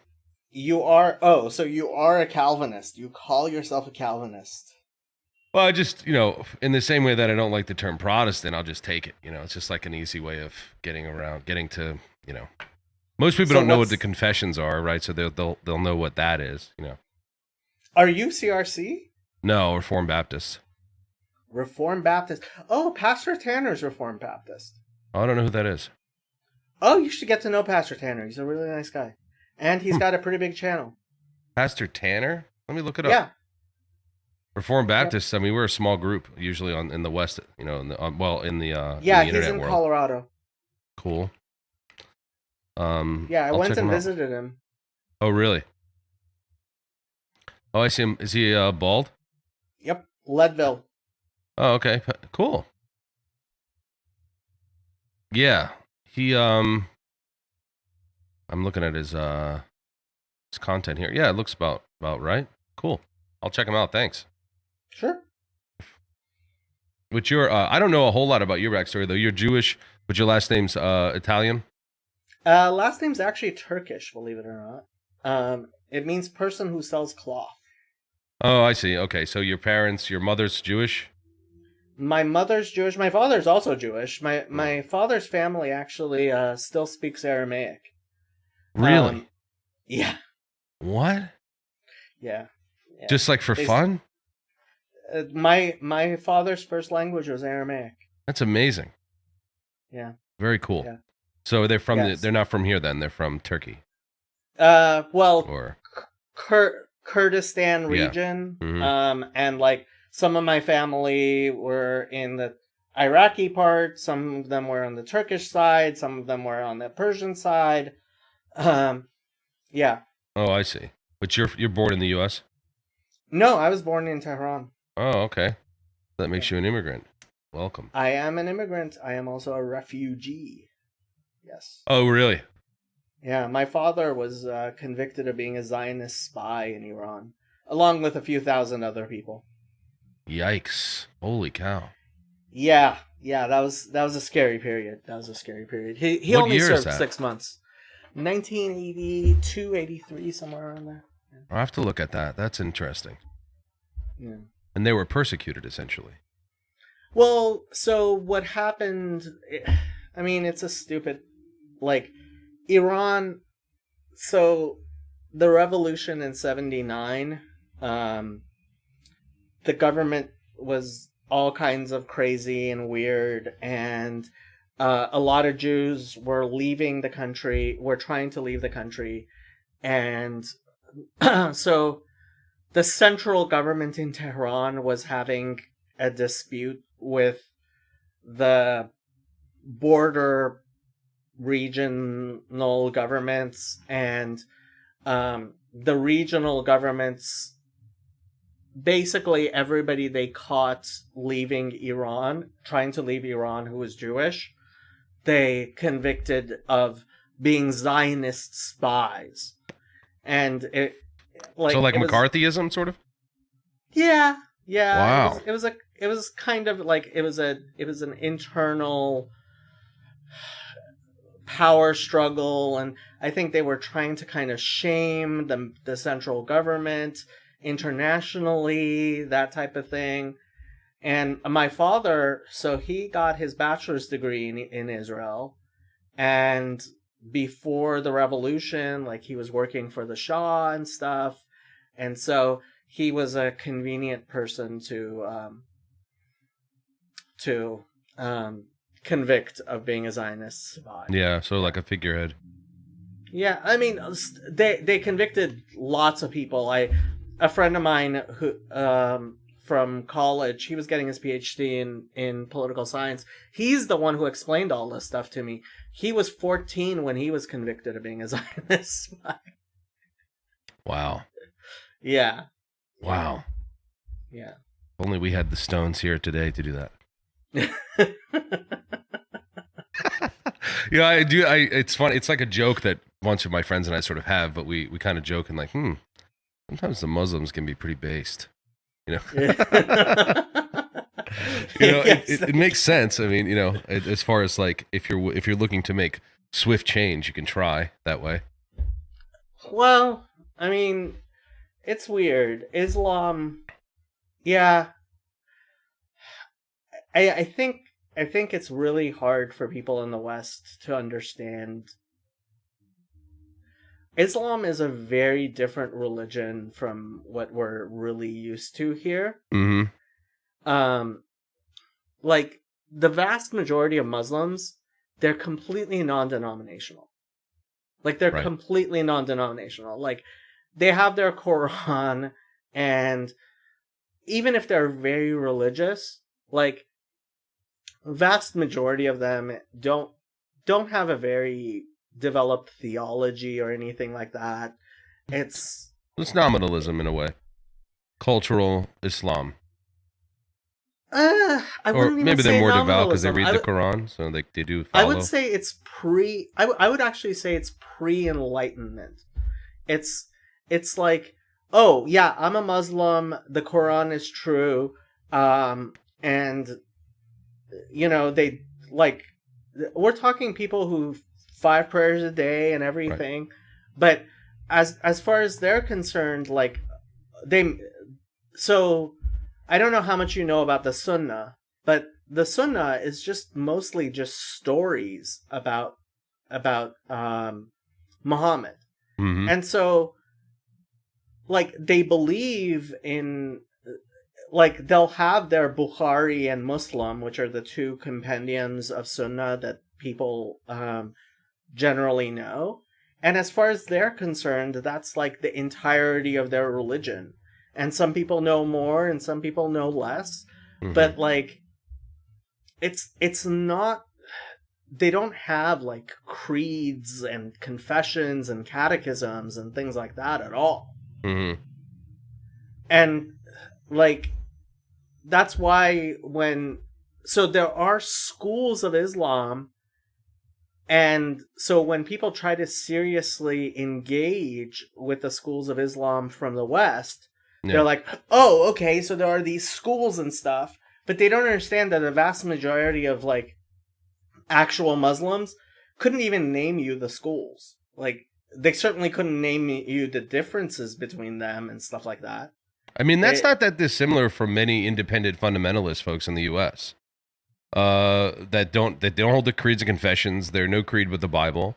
They are devout in the way that they would be taught by what I would consider to be, largely biblical, but fundamentalist pastors that teach them what they should and should not do, right? But they're not, like you said, they're not learned in theology or any distinctions. The only thing they know is there's morals that they must hold. And that's pretty common actually in the U.S. among many Christians. I didn't realize as much, but I have to say, I also didn't realize how scared Christians are to speak to their pastors. Yeah, it depends on the denomination. You're right.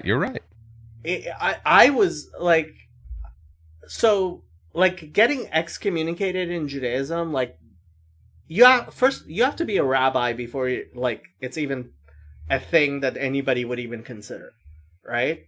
And so like getting kicked out of synagogue is something that almost never happens, whereas I know several Christians who've been kicked out of their church, and it's like, that's actually the discussion. So Pastor Tanner was on Paul Vanderklay's channel, and they were talking about they were talking about how everybody's scared to talk to them about theology because, like, there's only downside.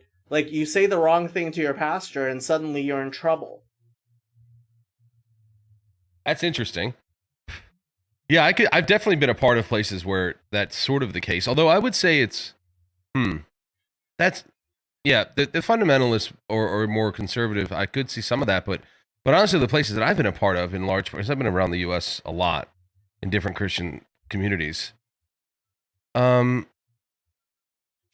Luke, what does he say?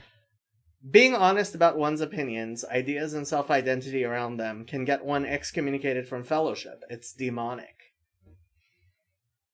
Yeah, I've seen that happen in a way, and even if, well, and especially if it's like excommunicated from fellowship is when it's sort of like a cultural, like, see you later, don't come around. But though many people would say you should still be in the church building, but they have, they'll have issues with you. Being around, I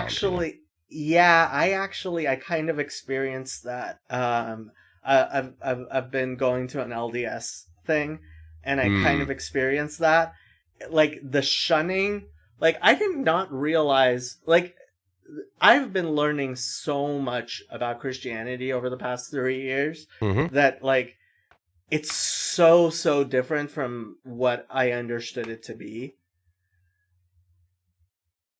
Well, I mean, there's so much liberty within the faith, so you have many different. No, like, completely opposite. No, when I say that, I mean according to like liberty, I would say like a doctrinal liberty. So you have a lot of disparate beliefs across what people consider to be Christians, right? So you have all sorts of. Orthodox Judaism is just so much more varied. In what way? So we have doctrines of Elu ve'elu divrei Elokim chaim. These and these are the words of living God, right? So within Judaism, first of all, in order to have synagogue services, you have to have 10 adult men. If you don't have 10 adult men in Orthodoxy, you cannot have services. So, we don't have as much fragmentation. Like, I didn't realize how small churches got. And, like, so, first of all, like, people have to stay in the same synagogue despite their disagreements because they want the 10 people, right? Because it can be difficult to get 10 people for services and like, so first of all, there's that. Second, we have a very well developed doctrine of actual disagreements, right? Your rabbi can be from this or that. Like, the Talmud is all a debate, right? And we basically say that, like, not any, but most of the things, anything, like, some people will go so far as to say anything that's any opinion mentioned in the Talmud is fine. And, like, if you're going that far, like, basically, like, it's a very, very broad thing. I see. Right? Yeah, I see. So I call Yosef and Chezi heretics, right? But that doesn't mean that we wouldn't count, like, each other in a minyan, right? And, like, so the liberty within Judaism, I thought would be a lot less than in Christianity, but it's actually the opposite. Like, I did not realize how, like, disciplined, like, church discipline. I remember when I first started listening to Paul, he kept on talking about church discipline, and I didn't understand what he meant. And once I did understand it, I was like, oh my God, like, in Judaism, we don't have anything like that. And actually, I think the Catholics also don't discipline their members nearly as much as Protestants do. but Protestants take church discipline really seriously. I would say the good ones do. A lot of the liberal ones do not. Oh, You the know, main line. Yeah. Main line. Okay, so I'm not talking about the main line. It's funny, like Reform and Conservative Judaism, like basically everything goes in Reform and Conservative. Everything goes. Yeah. You can do anything you like. Right. So that would be like the non-denom Mainline. liberal mainline sort of people. And yeah, I gotcha. Yeah. Hello, Sandy. Hey, that took me a few minutes to come in because I'm telling my son I'm going to be chatting on the computer with people in the States. And he says, but is that safe? He's done. So I'm like, well, yes and no. So I said what Jacob always says, yes, maybe not always, but it's brave.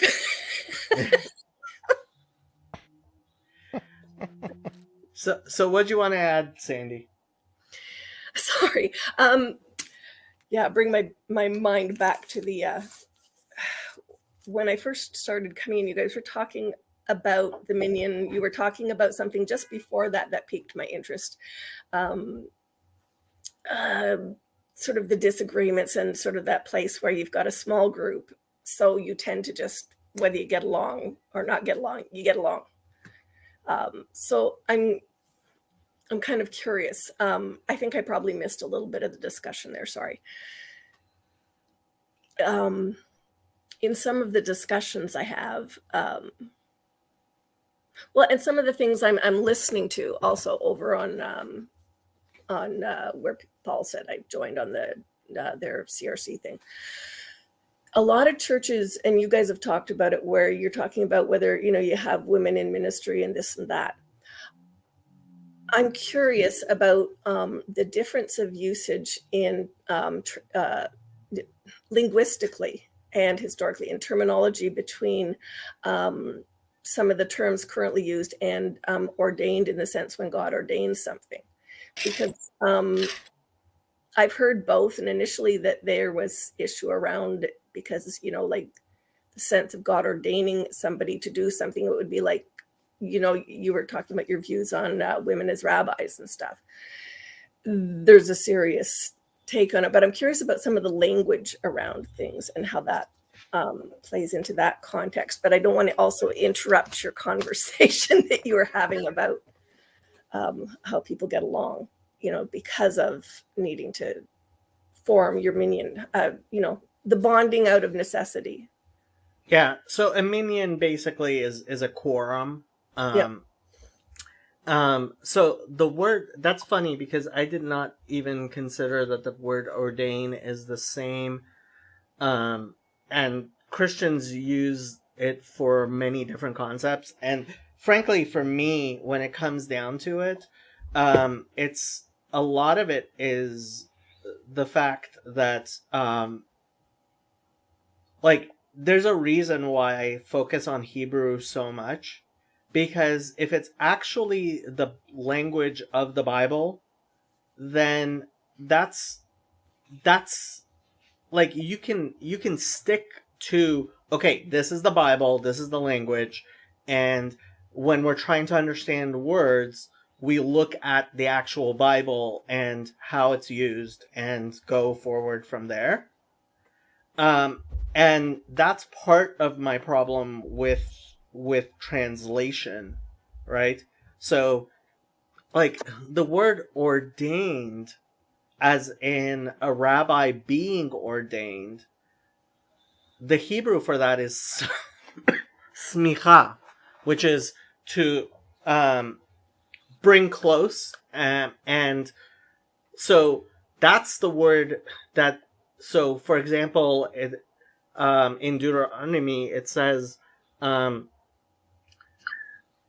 Moses placed his hands, somech, right, on Joshua and ordained him, right? So that's where we get that word from, and it's completely different from something like a vocation, which, like, if, so that we would more be like talking about anointing, and like for Christians, the word anointing, like the word Messiah, has become this very different word than it is in the Bible. Because, for example, the Bible clearly calls Cyrus the Messiah of God.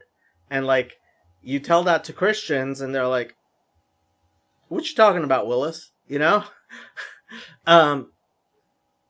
So yeah, that, like, the whole vocabulary thing gets really weird, partially because Christians translate things into different languages. And it's actually funny to see Christians trying to go back to Latin and Greek, right? And they have started to do that, and back to Hebrew, because you kind of have to do that. But how do you do that when you have and I guess some of the Eastern Orthodox, that's why they're into Septuagint primacy, because at least it's all in the same language. It's all in Greek. But when you have your scriptures in two different languages, and frankly, I don't think Septuagint primacy works at all. And that's why you've ended up with people who are KJV only, right? Because they want to be able to go back to the English, right? They want to go back to the word meanings of scripture. And how do you do that if you're constantly changing the text? Yeah. My first translation given to me by my grandmother. Yeah. No, the KJV only people, as much as I love making fun of them, here, I'll pull up my the Babylon Bee article that I really love. KJV only pastor. This is one of my favorite Babylon Bee articles.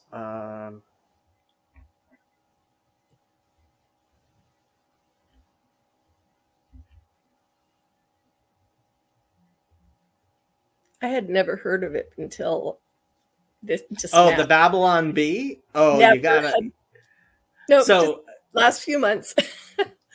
KJV only pastor engages in intensive word study in original English, right? It's like, or they have. Original and English in that context. Anyway, sorry. This is another one of my favorite ones. KJV only pastor tests positive for NIV. That's good. Okay, and then I have to pull up the best Babylon Bee article ever. They actually turned this into a book, into a shirt. Calvinist dog corrects owner, no one is a good boy.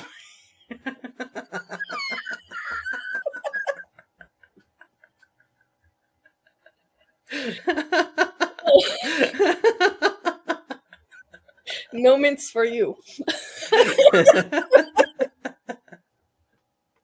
But the KJV only movement, like, they have more of a point than I think a lot of people are willing to give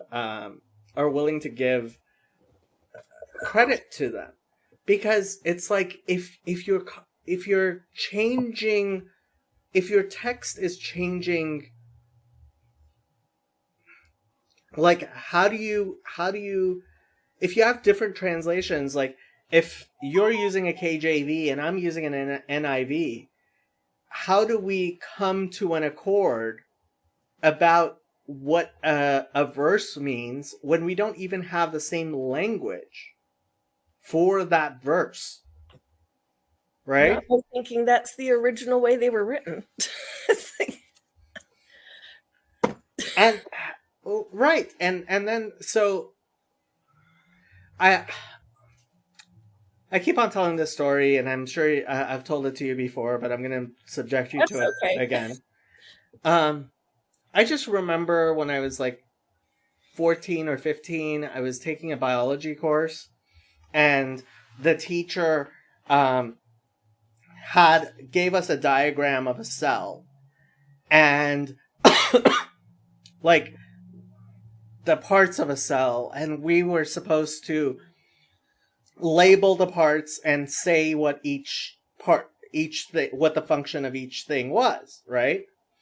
And I thought I was being really clever. Instead of looking in my textbook, I went and pulled this encyclopedia we had, and it was an old encyclopedia set, right? It was in 1973, and this was when I was 14, so it must have been like 1991 or so, right? And the textbook was like brand new, right? And I thought I was being clever, and I went and found a diagram in the encyclopedia set that had everything, and then I was looking up the functions of things alphabetically, and I was like, see, I don't have to look through. I thought I was being clever, right? And so I'm filling things out, and I think it was Golgi bodies or something like that, and like I'm writing it out, and I'm like, hold up, this doesn't sound like I remember from the textbook. And I went and I found it in the textbook. And I'm sitting there, and here's the encyclopedia set, and it says one thing, and my textbook says something else. Mm-hmm. Right? Yep. And it was like, hold on. Like, and that really changed for me how I viewed like the authority of things.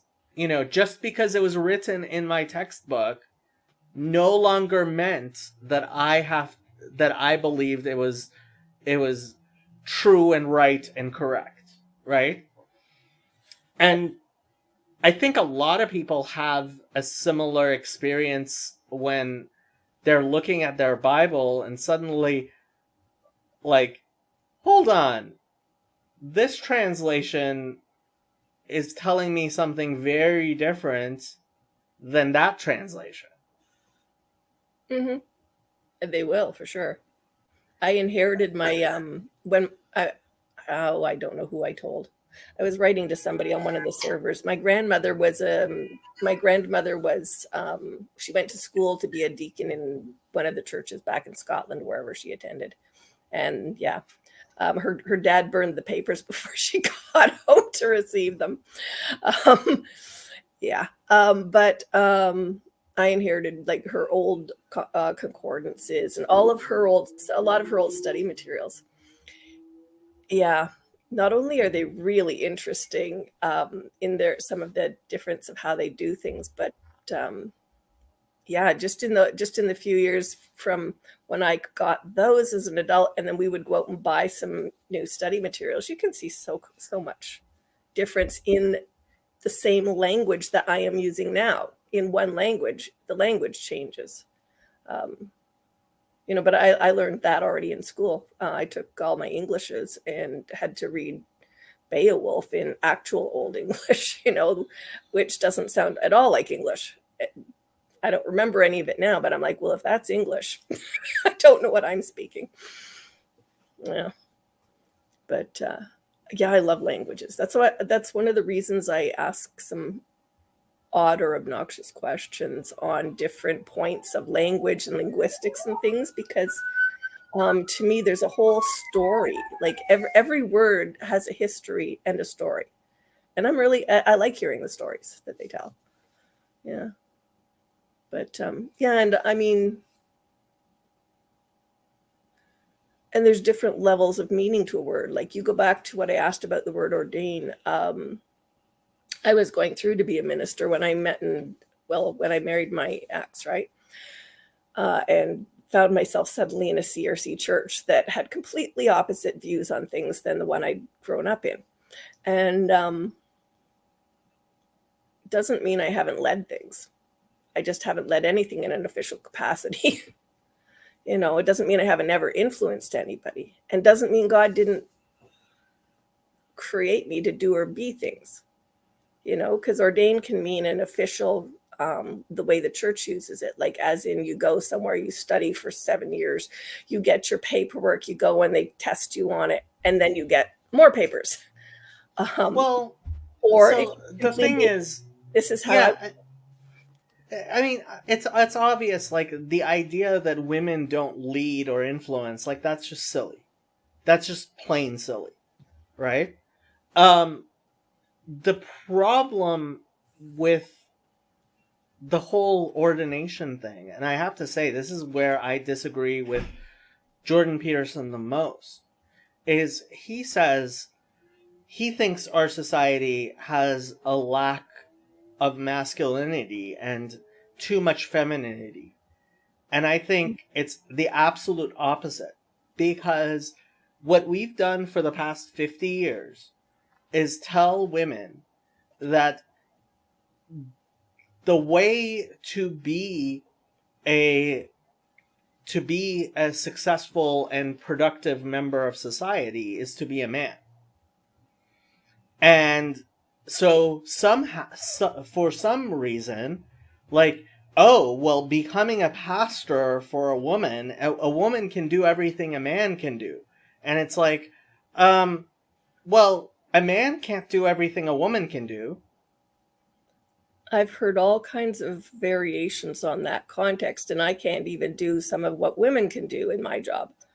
You know, I'm just Look, sex roles, there are sex differences. There are very different, there are very real differences between men and women. And I keep on that going too, back but to I the was eye thinking, thing. that too, I was just thinking more in terms of some of the equality arguments that I've heard. You know, like I'm on modified work, not modified, accommodations, because I was been asked a couple of times, why don't I apply for manager in my department? And I'm like, because the people that I've seen who are managers can lift and pull 3 times as much as this broken body could have done when I was 20, let alone now. You know, Well, I mean, okay, I don't know how much a manager needs to lift and pull, but when depends where you work. right, certainly, but you know, just this attempt to break down the differences between men and women, like, it really bothers me, Garth. It really bothers me to see,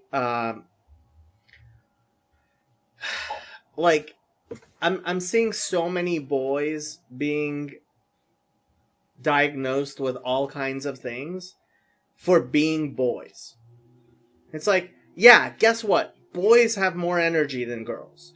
Boys are gonna run around and they're gonna hit and they're going to be boys.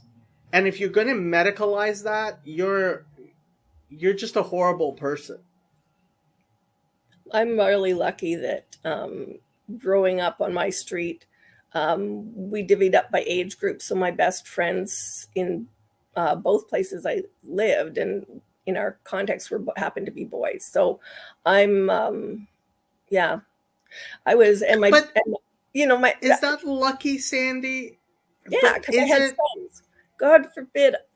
If I would have had the family upbringing and the background and the ex that I did and would only have known girls, I actually prayed for sons. I did, because it's what I knew, and also there were a few other reasons. I didn't want to have girls in my context. I just didn't.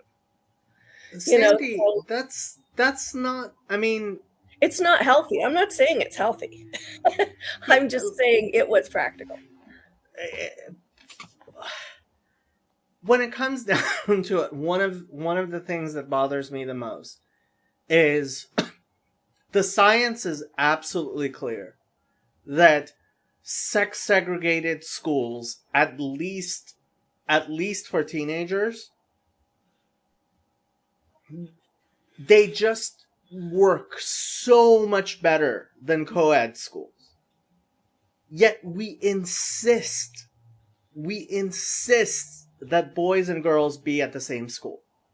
And guess what? It's only rich people. It's only rich people who get to put their kids they're girls and girls only schools and boys only schools.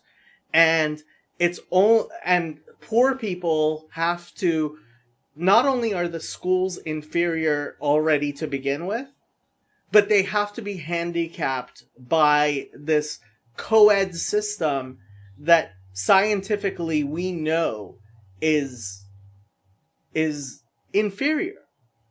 So why are we doing that to our kids?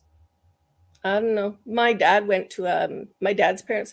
Both sides of my family were not rich, were poor, ish, at least. But he was parents put him in a private school in Scotland.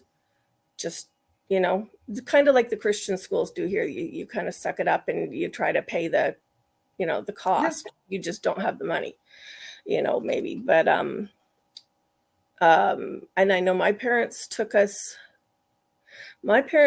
down to one of the schools that they would have really liked me to attend in Toronto. And the funny thing is my sisters always struggled in school. I did very well in school, but they wouldn't take me because I had been tainted by the public school system already. I had been through kindergarten and grade 1. And so they would not take, I was already a lost cause at 7 years old. But they would take my sister, and my parents went, no, we're not doing that, which I found hilarious, given that then I did that with my kids for different reasons. They were in 2 different school systems, you know. It's kind of funny, but yeah, I don't know if I would have in school. It wasn't so much in school that my best friends were boys. My best friends were people that were from outside of school. I had a few girlfriends in school, but yeah, that was just for school. So I don't know if that would have made a difference if they attended where I went or not. Okay, so at the top of the hour, I am going to take a break and try to pack up some of the stuff in this little office. The movers are coming, and I have stuff. So you have 4 more minutes, Sandy. What do you want to talk about for 4 more minutes? When are we going to Israel? Good question. Actually, I think Cheshvan might be the best time to do it. So Cheshvan within months, years? Oh no, next year. So yeah, I don't think. Well, even. I mean, can we do Cheshvan this year? So let me see. When is I'm not advocating for this year because I'm already going up to northern Quebec. So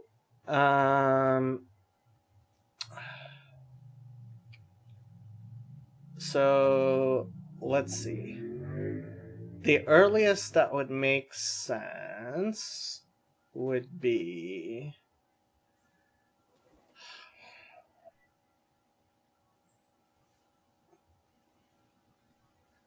so Cheshvan starts October 16th. Mm-hmm. The Lord of Spirits conference is on the 28th and 29th. I'm going to that in Pennsylvania. I won't get time off this year for a Quebec trip and an Israel trip. No. So let's say not November, not December. So January is gonna be Tevet.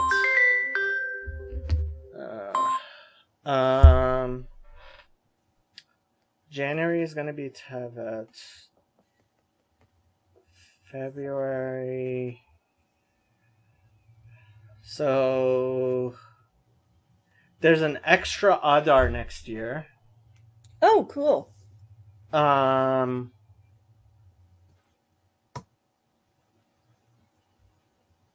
Yeah, January or February seems.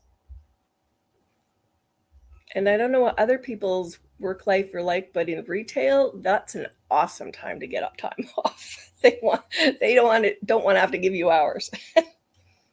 Yeah, so the weekend on February 24th It's actually Purim Katan, which is a very, very, very minor holiday, but cute. Yeah, we could do a Shabbaton in Jerusalem on February 24th, 2024. This is my if I were choosing it, that's what I would say. So that's my yes, I am moving, Garth. This is my last day of streaming from this office.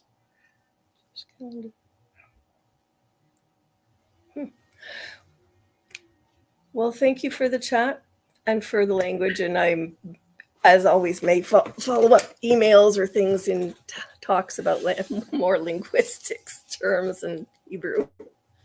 Sounds like fun. There's a link to my Discord below. I better go answer phone calls and stuff, and I will try to be back later today.